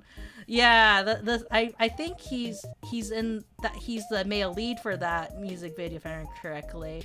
And I was just going like, oh yeah, the controversy where he groomed his ex, and then she unalived herself, unfortunately, which is not a laughing matter. And like learning about everything that he did, it's like a huge. I've never actually experienced it because I don't really pay too much attention to like celebrities, but the reason why I remember him is because I watched, I think, like the musical, like that K-pop drama. I can't remember what it's called. It was like that one with like Suzy from like God, what was it? What was her group called again? But like Dream High, yeah, it was Dream High, yeah. Like but like, yeah, it was like, oh, that sucks, cause like he has a very specific look to him, you know what I mean? Like he has like, if you could like, if anybody, like he had like that cat-faced look, if you know what I mean, like the like quite literally. So when I saw him, I was, because I didn't recognize the name. Like he very much is like, oh shit, what I missed. You missed a raid from Rin Taicho, my boss. But yeah, like I was very disappointed, and then I was just, I didn't think about it until I played the IU Ending Scene song, and I'm like, oh shit, he's in this music video. Well, memories are ruined. It's okay. That breakup was like 7-8 years ago when that song was at its peak. So it's not like, no, like it was my favorite song or anything. I really like IU songs though. Like IU is just really, really good. Of a vocalist just in general. But thank you, Toge, for reminding me about the K-pop stuff. But yeah, like, yeah, that was what happened with that artist, and now I have a different feeling when I watch that music video. But yeah, like, I mean, how unfortunate that, like, that the one breakup song that I was kind of like, oh, I really relate to this. Hopefully I don't ever, well, you know what? Guess what? I'm moving on to love anyway, so it's not like I'm going to need that breakup song anytime soon. I'm getting married now. Look at me now. 8 years later. I am the one who is getting wed. Well, actually, I think my ex already got married. If I remember correctly, like, he got married, like, actually, God, how long did he wait to get married after we broke up? Why do I remember it? Because it was the same year we broke up. Well, you know what? I've talked about this on my chat. Why don't I bring it up again? How I got broken up with my ex. Okay. So, for anybody who's new to the channel, hi, I'm Munii. I have a terrible dating history, but it's okay because I found the one on Twitch. So you know what? Waifu games can bring you a husband or wife. You know, you just gotta play the right ones. True story. That's how I met my fiance. So, how did I get broken up with, though, in Korea? Well, my ex was Korean, and I did what many people would consider the most foolish thing you would ever do for a man. You moved to another country for them. So, well, I met him here, or I met him in my hometown of Mapleland, and he was a foreign student, and I was like, you know what? I need to see if this relationship can last. So, like, he has to move back to Korea. I'm not really sure what I want to do with my life. Why don't I try moving to Korea for him? Is that a mistake? Well, not completely a mistake. I did move for him. And then he proceeded to break up with me. I think, like, how long did it take? Like 2-3 months in after moving to, like, Korea for him. By the way, I got a job and everything. I worked as an English teacher. I applied to work there as an English teacher in Korea, because Munii don't depend on nobody's finances. I got a job. That's so bogus. Yeah, and then I didn't work in the same city as them, admittedly. I worked, like, I think, like, if I remember correctly, I lived in a place called a little city called Hadong, and it's in the countryside of Gyeongseon-namdo in so it's like kind of like the opposite side of Seoul, like, or opposite side of Korea. So, and he lived in Seoul, which is like 8 hours away. So, like, even meeting was very hard. And then, so we tried to make it work, because, like, even though we weren't long distance, we were still long distance, if that made sense. And then, one day, I think it's like one of those things where your gut feeling is like, this isn't gonna last. During a holiday, my ex was like, oh, why aren't you coming? This is probably gonna make you all more mad. I had a feeling that we were, like, I think I had a feeling something bad was gonna happen. So I made the conscious decision to, like, not ask my then boyfriend if I could visit them while, like, on a Korean holiday. And they're like, oh, what are you doing this weekend? And I'm like, oh, I don't know, I'm not really doing much. I'm like, I don't have any plans this weekend. And like, oh, why don't you come visit me? And I'm like, oh, well, I didn't want to bother you, but, like, I guess if you want me to come, I'll, like, come visit you in Seoul and everything. And they're like, yeah, of course. And then I went on a 4-hour bus ride to go see him. and I had the hindsight. I had the hindsight to book a accommodation that was close by but not at his place. And so we watched Wonder Woman. We went back to my hostel. We were cuddling. And all of a sudden he's like, I don't think I love you in that way anymore. And I'm like, wow, you gotta say this while we're cuddling, huh?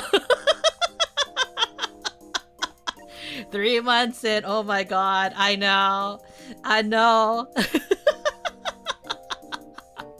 What the fuck? I know. This was my first serious relationship, guys. How old was I? I was like 25? That's diabolical. 25, 26? I don't know. You had to know. But, also we were... I think, my gut feeling was like, oh, I see this coming, right? But, you don't know. So you're like, okay, well, obviously I'm crying, and, I called my mom, and my mom was like, oh, no, that's terrible, Munii. Also, secretly planning for me to fly back home.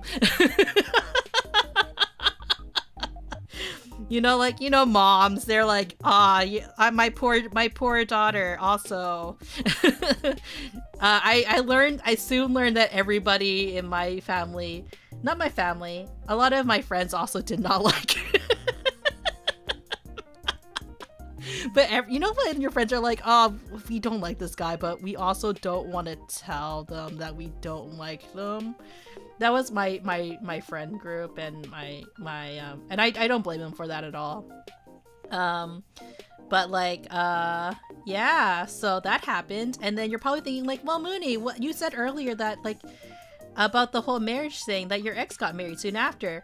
Yeah, so after we broke up, we tried to leave on pretty good terms despite it all, because I'm the type of person who doesn't because, when you fall in love, you fall in love. I'm not going to force someone to love me. That's the thing that I've always said.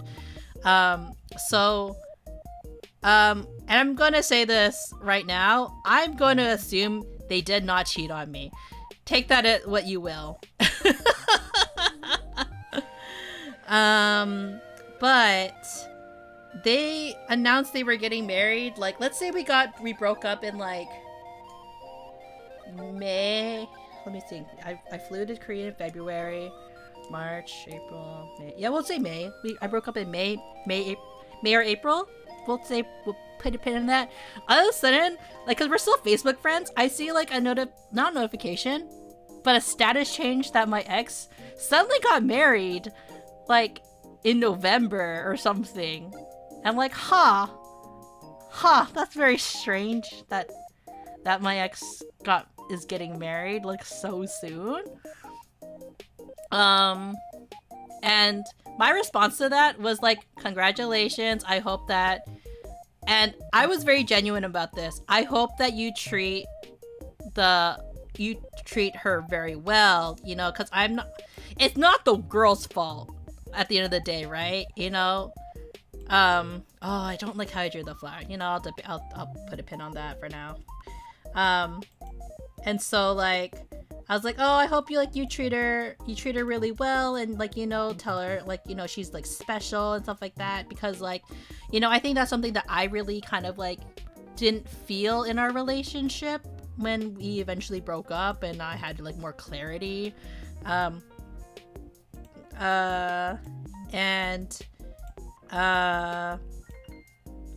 Yeah, a couple months later, I found out why they got married. Let's just say, very shortly after they got married, maybe a couple months later, there was an announcement that he had a son. Yeah, you can see what happened there. So you could say I dodged a bullet. I don't know if they're still together, to be quite honest. Because occasionally on my feed, dodge bullet, truly, yeah. On my feed, I don't actually like when I every so often when I check my Facebook, sometimes I would see like his, because you think Munii, you should probably remove these people, but like honestly, I am nosy as fuck, so I do not remove people when I really should be. And like I see pictures of him and his son, but I don't really see his wife, and his wife is gorgeous, by the way. Assuming they're still together, like she's a pretty girl.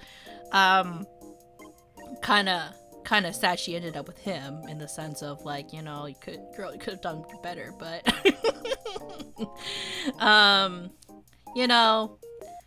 it's very common to marry the baby daddy, but I'm not sure how long if they're still together, because I don't see them together, but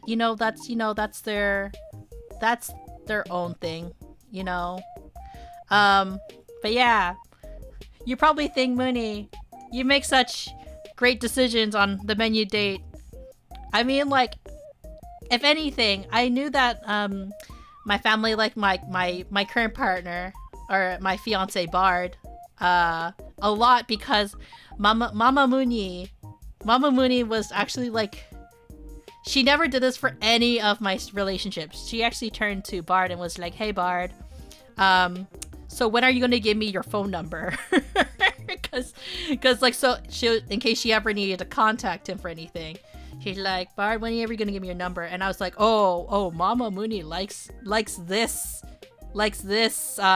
person I'm dating, because she's never given her number to any of my significant others. And I've dated, like, I think like I had 2 serious relationships. One, what was it? What's it called? What's that basketball term? I can't remember. Rebound. There we go. Rebound. I had 1 rebound. Rebounds. Yeah. English is so hard. Had 1 rebound between the next serious relationship.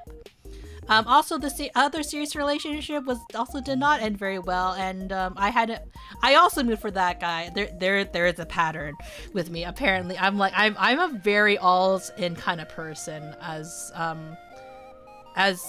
my family has learned.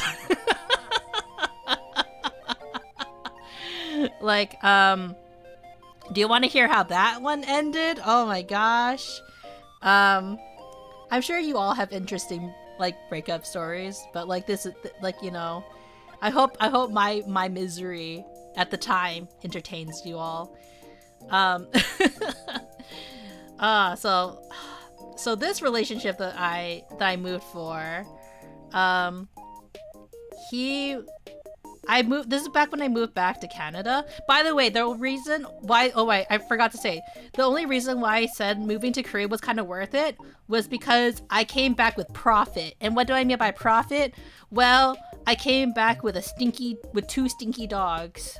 My dog Coffee and my dog Soju. The stinky Pomeranian that you see, I'm done trying to draw before you. Coffee, profit. And I also got I also found like a dog on the street and I named him Soju, and he's also profit. So you know what? I don't need a stinky man. I got 2 dogs out of it, so I think that was beneficial. Great names. Thank you. I like naming my animals after beverages. I do want to name one of my pets Boba one day. One of these days, I'm gonna name one of my pets Boba. That'll be my new baby. But yeah. So for my next relationship that I moved for, that one lasted a bit longer. We moved to another city, so it was in the same country at least. The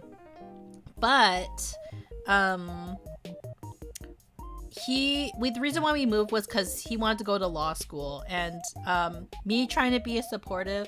Why I ended up moving? I know, that's what my fiance says too. My fiance is very determined to have me, like, he's very determined to move here for me at this point. I think because at the time I was working remotely as a QA. I used to work as a QA at a at a like at a learning software company. So I was more mobile, so I could actually move. Whereas my ex was going back to school for law school.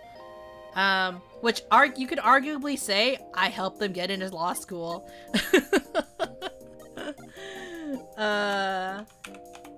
Because they try to write like their letter, and their letter was like, please feel sorry for me, I'm poor, let me into your school. I wish I was exaggerating. That was essentially their letter of what was it, their cover letter? I don't think it's cover letter. Yeah, the letter you have to write in order when you're applying to things like for school. I don't remember what it's called. Whatever. I finished school. Not really. But I moved to a town 4 hours. 4 seems to be the magical number for me. I moved to a town that's like 4 hours away from our hometown. So arguably, at least it's still in Maple Land. So, you know, we have that benefit. And I took one of my dogs with me. I took Coffee with me because Coffee, as much as I love him and he is my life, he is my son, he is the most annoying piece of shit I've ever owned because he's a Pomeranian and Pomeranians love to scream to make sure you know where they are, or that you must attend to their presence. And so yeah, I moved to I moved to another city for this guy. And you might be wondering, well, how did you guys break up since you moved for this guy and you actually lived together this time? Well, they went on an internship to the next province over. And apparently my grandson was a Pom too, and he's the stupidest dog I've ever met. Affection, I know, right? They're dumb motherfuckers, but God, those are fluffy and adorable. But yeah, my ex went on an internship to next province over, and then what ended up happening was I will give him credit where credit's due. He drove he actually drove 11 hours to actually say well, I guess break up with me, but not really break up with me, if that makes sense, because we lived together. But he was like, hey Munii, I need to talk to you about something really important, so I'm gonna drive back and to talk about stuff. And I'm like, okay, I'm just here, just, you know, living at our place of residence. And then so he comes and we're like, okay. And then I already felt something was off because he didn't want to share the bed with me. And then I think we were the next day, we're sitting around chatting, and then he plays with my dog and he jokingly says to him, going I didn't miss you at all, because he was being a little brat. And then I was like, oh, I hope, you know, even though you didn't miss him, I hoped you missed me. And then he's like, that's what I actually wanted to talk about. And I was like, damn, I walked right into that one.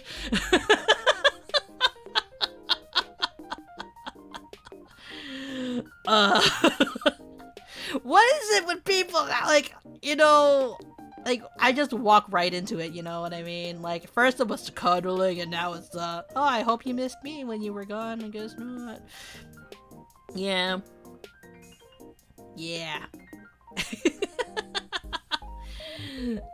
Basically he wanted you know when people are oh, we should go on a break. Also, I'm just learning you about our fiancés. How did you not, Eli? We've been fiancés since August. That post was not a joke.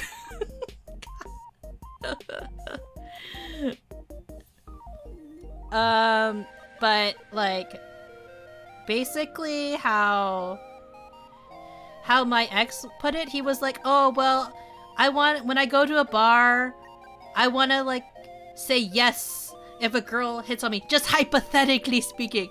In my head, I'm just going like, I don't think this is hypothetical. It never truly is, right? Like, I don't think it was hypothetical when he was making those, like, you know, like, he was like, oh, like, you know, I want to go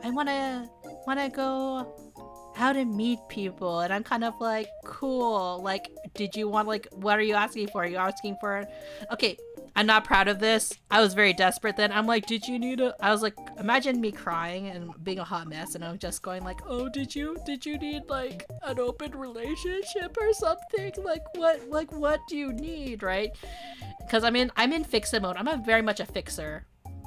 And he's like, oh, I don't know. And then maybe we should just go on a break. And then I was like, because I knew he really loved Friends, I was just like, okay, do you mean like a Rachel version of a break, or do you mean a Ross version of a break? Which I learned is a very good analogy for this situation. And he's just like, well, I don't know, like, if I had to say, like, you know, I would like the Ross version of a break, which is basically he doesn't like, you know, we're dating, but we're not dating, you know, kind of have a thing, if that makes sense. Like, we can see other people type of break. And, I think at the time I was like a situationship, right? Not that like we lived together or anything. I don't know, but like, again, I like to assume that all my exes did not cheat on me and like actually like broke up with me before getting together with somebody else, or you know, like attempted to get together with somebody else. I like to have a little bit of faith. And for him, like, of course, like, I think at the time I agreed, like, I cried, and then, like, I talked about it. I called my friends and my mom, and Mama Mooney's just like, Mooney, you know what you really need to do. You know in your heart what you need to do. And I'm like, you're right, Mom. I know what I need to do. And I called him as soon as he drove back to the next province, and I was like, hey, are you back? He's like, yeah. I'm like, okay, are you at the place that you're like subletting from? And he's like, yeah. And I'm like, okay, so I think we should just break up. I'm like, I'm going to do the one thing you couldn't do, or you didn't have the balls to do, and I'm just going to say, let's just break up. And he's like, wow, you really, like, thought it over, like, you really, like, not really thought it over, more like, wow, you came to that conclusion really quick, is what he said. And I'm sitting there going, like, bruh, you're, like, probably wanted to be the one who break up, but you were too chicken shit to break up with me. So, probably not the best. Like, I was kind of petty, and I was like, hey, you gotta move all your shit out within a month. Still, well, he was still on his internship, so in the middle of his internship, I made him like come like a month later to like to move his stuff. I wasn't actually expecting him to like come get his stuff. I was fully expecting him to like maybe call in a couple of favors to like ask his friends to like help him move his stuff to like a storage place. From the condo. Like, I totally expected that. But nope, he came himself. He was late as fuck. Like, he's like, oh, hey, like, yeah, I'm gonna come around this time.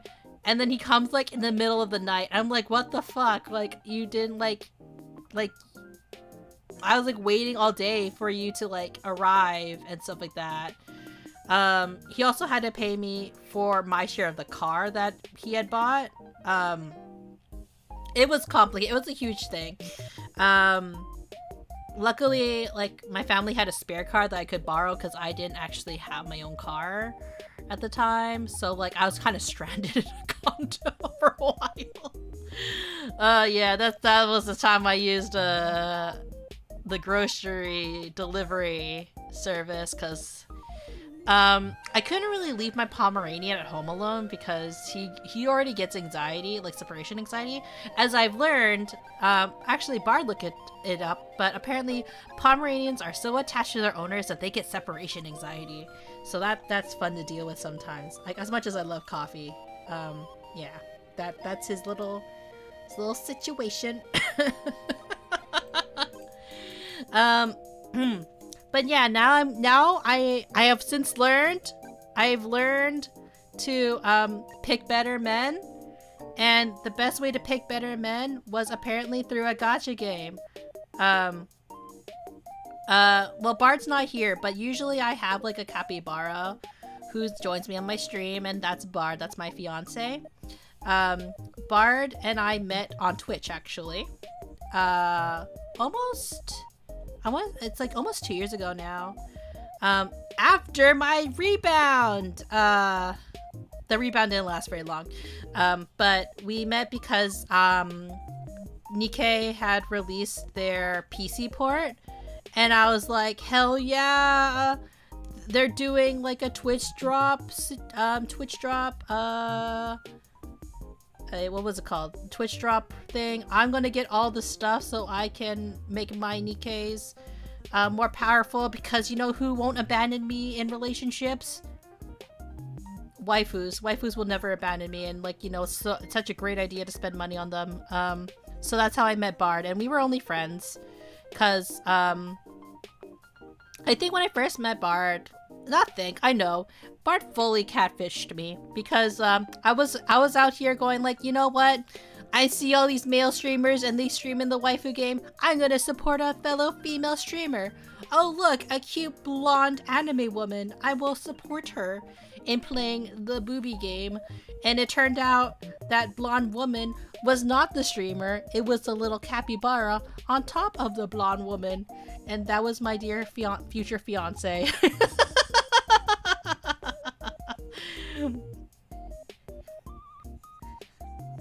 But yeah, it's funny how life kind of happens.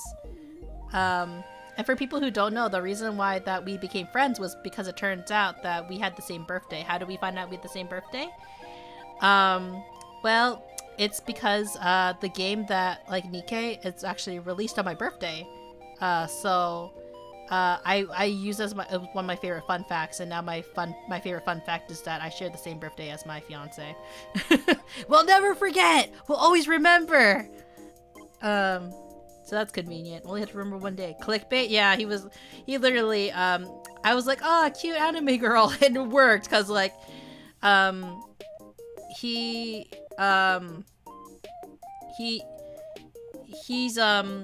didn't. He also has realized it, but at the time, the capybara on the girl's head was so tiny you could barely see it. So, again, like, if you ever feel lonely out there and like, you know, you don't have like a girlfriend or waifu or whatever, just play a waifu game and maybe you too will find a wife or a husband, because that's how I found my husband. I just play a waifu game and was obsessed with the jiggly physics, and I succeeded. So that's my dating advice, because apparently my other dating advices would be don't move to another country for a man or another city for a man. I'm not sure for a woman quite yet.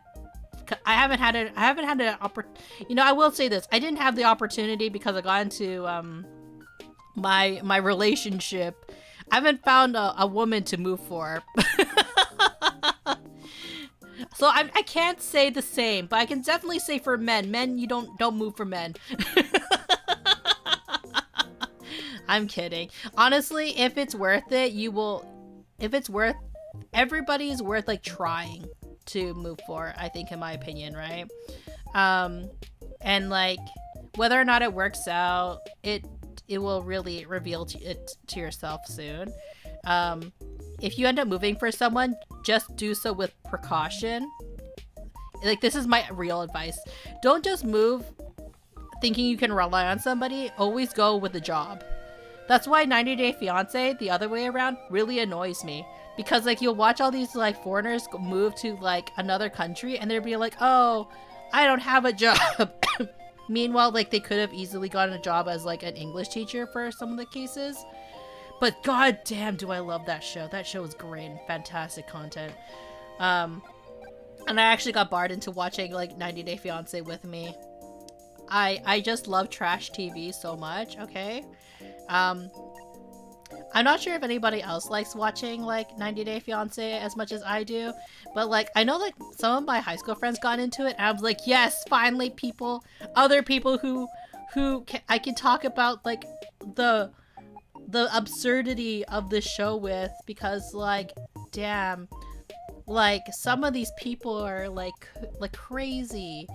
And then like I also don't like how like a lot of the times I really struggle with how like how some of them like treat the foreign spouses, or if it's not the foreign spouses, I don't like how some of the men treat their wives, or how they judge, or how like there's so much judgment on the women and not so much judgment on the men.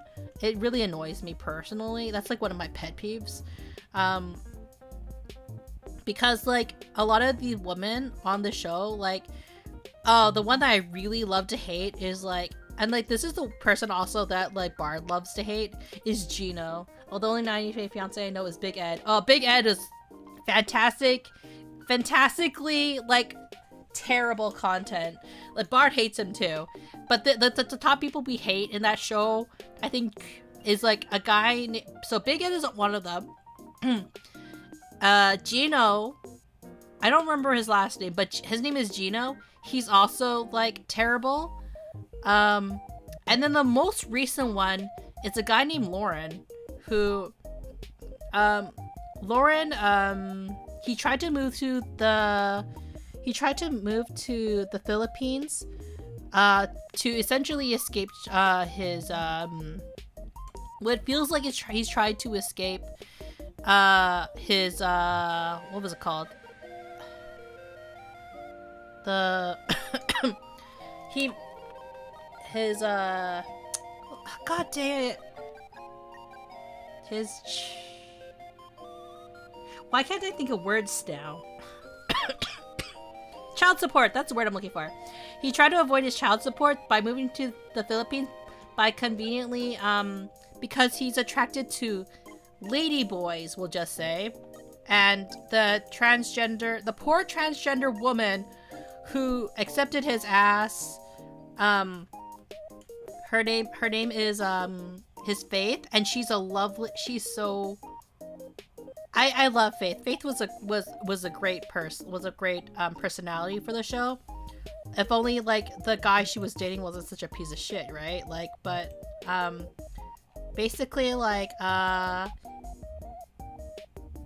he was like trying to like use her in order to move to the Philippines, and like not only did he like try to use her in order to move,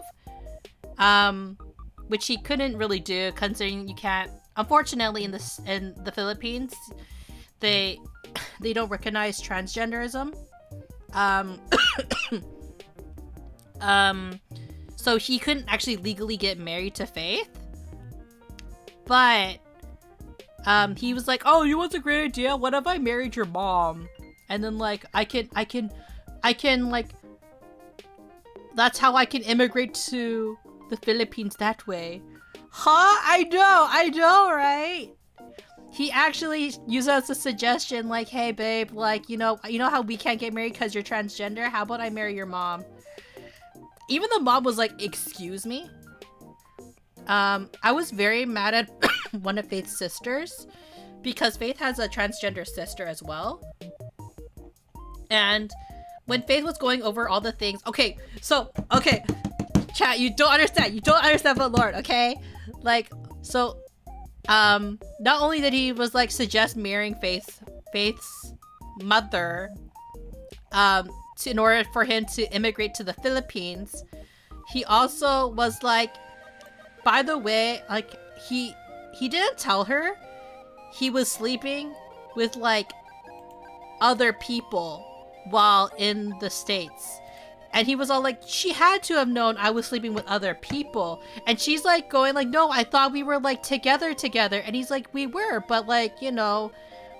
And like, granted, before he even went to the States or for the Philippines, he was already like, "Oh yeah, like, I don't know if she entirely knows that I was like basically sleeping around with other people, But like, you know, the perfect world for me is that like I'm going to get married to like my transgender spouse, and then like I'm gonna have an open relationship. You know, that'd be perfect for me.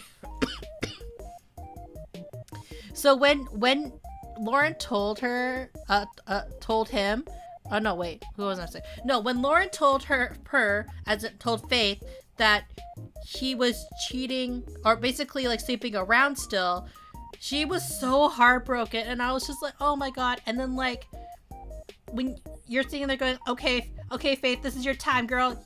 Break up with him. And she's like, she had to really contemplate it, and then she kind of semi broke up with him. And then her fucking sister, because they're both transgender, was just like, because she introduced her family to him, was just like, Faith, we're not gonna find anybody who's gonna love us, so like you should still accept him even though he cheated on you. And I was just like, girl, this is not what you tell your younger sister. I gotta do some gaming. I'm like, no worries, Eli, thank you for dropping by, I really appreciate it. But I was like, oh my god. I was so mad at her sister, because I'm like, don't accept shit, people, just because you're desperate. Like, I was kind of like, great, you date Lauren then, right? In my head, I don't know. I was so mad. Like, she deserves the world. She's like, you know, but like her sister, I kind of get the sentiment, because you're so desperate for love, and like because like as you could probably tell from my history, I've also been equally desperate for affection and love, right? So I've been there, but like to tell your sister to like just accept cheating because you're not gonna do any better is so depressing. And I'm sure there's a lot of like transgender people who genuinely feel like that's acceptable, but like you know, it's not. Like, you deserve better at the end of the day, right? Like, you shouldn't accept trash just because people tell you that's all you deserve, you know? So she did eventually, I'm hoping it sticks, she did eventually break up with him. Also, he brought like an STI with him, because because he was sleeping around, right? So he got an STI, got a little whoopsies, and then like, so like that's how he told, like, you know, it eventually came out that he was like really sleeping with other people. And again, the heartbreak, that poor woman. And it was all on TV. So like, you know, she's like further like humiliated. She's humiliated for being with him, and then she's humiliated like for like tolerating this train wreck of a relationship. So if you know, that's the thing, what I love about 90 Day Fiancé though, is that like no matter how bad I feel about my relationships will never be as bad as 90 Day Fiancé, okay? Wait, she's still with him? I think they broke up. I think they officially broke up. But, like, man, I hope that she didn't take him back. Because she took him back briefly. And I was like, no, girl, please. Please, girl. But, yeah.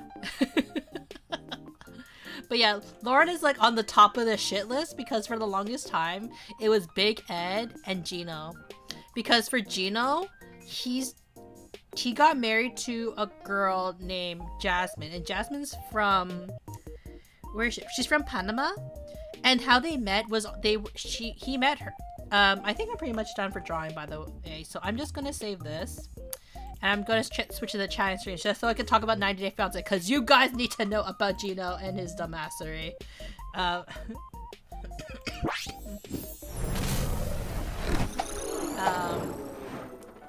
But anyways, so Gino, he met his fiance, or his wife, because they're still currently married. He met his spouse through a sugar baby dating site. So you already entering this, you kind of already know the kind of vibe that she's looking for. And essentially, he wanted to have the sugar baby look, but not pay the sugar baby price, you know what I mean? And the thing is, she was willing to put up with it. I think she genuinely loved the man for whatever reason. It's beyond me why, because he's like such a piece of shit. Some of the things that he's done to this poor woman, and granted, I understand she is not the best person. She's also equally terrible.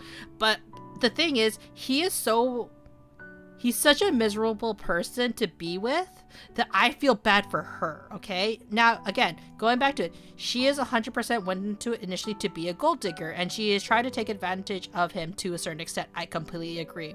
However, the things that he puts this poor woman through, like, for example, like, so he does end up, like, bringing her over to America, but he doesn't even finish the paperwork, so her children, her 2 children that he knew about, could also come with her to America, one of which has disabilities.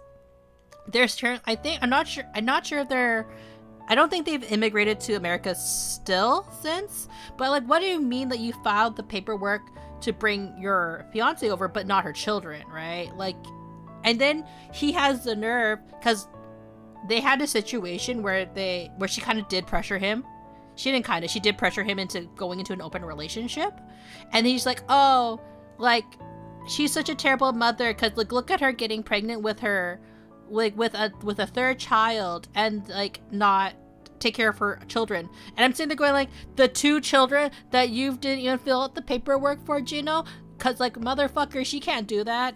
Like, I was like, oh god, Gino's a piece of shit. Like, so many men on, like, 90 Day Fiancé are a piece of shit. But you know what? It's fantastic television. It makes me feel so much better about all the relationships I've ever been in, because no matter how much suffering that I went through in my life, I've never suffered that much. I have never in my life ever suffered that much in my relationships. So that's what I always say about, like, for people who watch 90 Day Fiancé, is like, granted, reality TV shows, they're not reality. They're fake. Like, a lot of it is played up, and some people might be actually acting in some cases. But if you ever feel lonely and you want to see what it's like to, like, be in a terrible relationship, watch 90 Day Fiancé and you'll feel so much better about being single. Quite honestly. Like, it'll make you feel so much more appreciative of, like, having your peace and, like, never, like, not experiencing, like, you get to see what it's like for some person, like, what people will put up with in arguably some abusive relationships, and you can be thankful that you yourself are single. Like, that's what 90 Day Fiancé does for me. Like, granted, there's some relationships that are very genuine, and I'm just like, you know what, I'm rooting for you. You're actually, like, trying in your relationship, and I can see it working as long as, like, both of you put in the efforts. And some of them are, like, you know, like, these are non-problems, and you're probably acting up for the television so you can get more money out of TLC. But for the people that, like, are, like, basically abusive on the cameras, it makes me really legitimately concerned for the things that happen, like, off camera, because generally speaking, people act better, like, are on better behavior when they're on camera than they are off camera. So I'm legitimately scared for some of the cast members on the show. But, like, again, fantastic television, very entertaining. I am an enabler because, like, you know, technically me watching it is encouraging more of this production to happen. But, you know, it's not like I'm the one who's recruiting the people on the show. But yeah, that's me on 90 Day Fiancé. Yeah, let's see. But I think this is a good place to end off the stream. I think I'm going to raid into a certain bunny streamer right now. But I really appreciate everybody dropping by, with whether you were with Rin or whether or not you came in wandering in with me ranting about, like, various garbage relationships. Cause, man, baby, I love talking about love. I love love. Quite honestly, I love talking about love. But I don't know. Relationships have always been very fascinating for me. I think it's because I'm someone who, like, got into relationships like very, very late in life. So it's always been so interesting. Thanks for listening. It was fun listening to your stories. No, thank you for joining me, Toge. And thank you, Galti. Like, I really appreciate it. Oh, congratulations on your engagement. Thank you. I've been very lucky in terms of my journey with content creation. So, I'm very grateful that, like, you know, in terms of all of my suffering, you could say, in terms of relationships and content creation, the one thing I can take away from content creation, at least, and streaming, is I found my person. So it's not all bad out there, you know. But anyways, I hope everyone has a good day, good morning, or good afternoon, and I'll see you next time. Good night, everybody.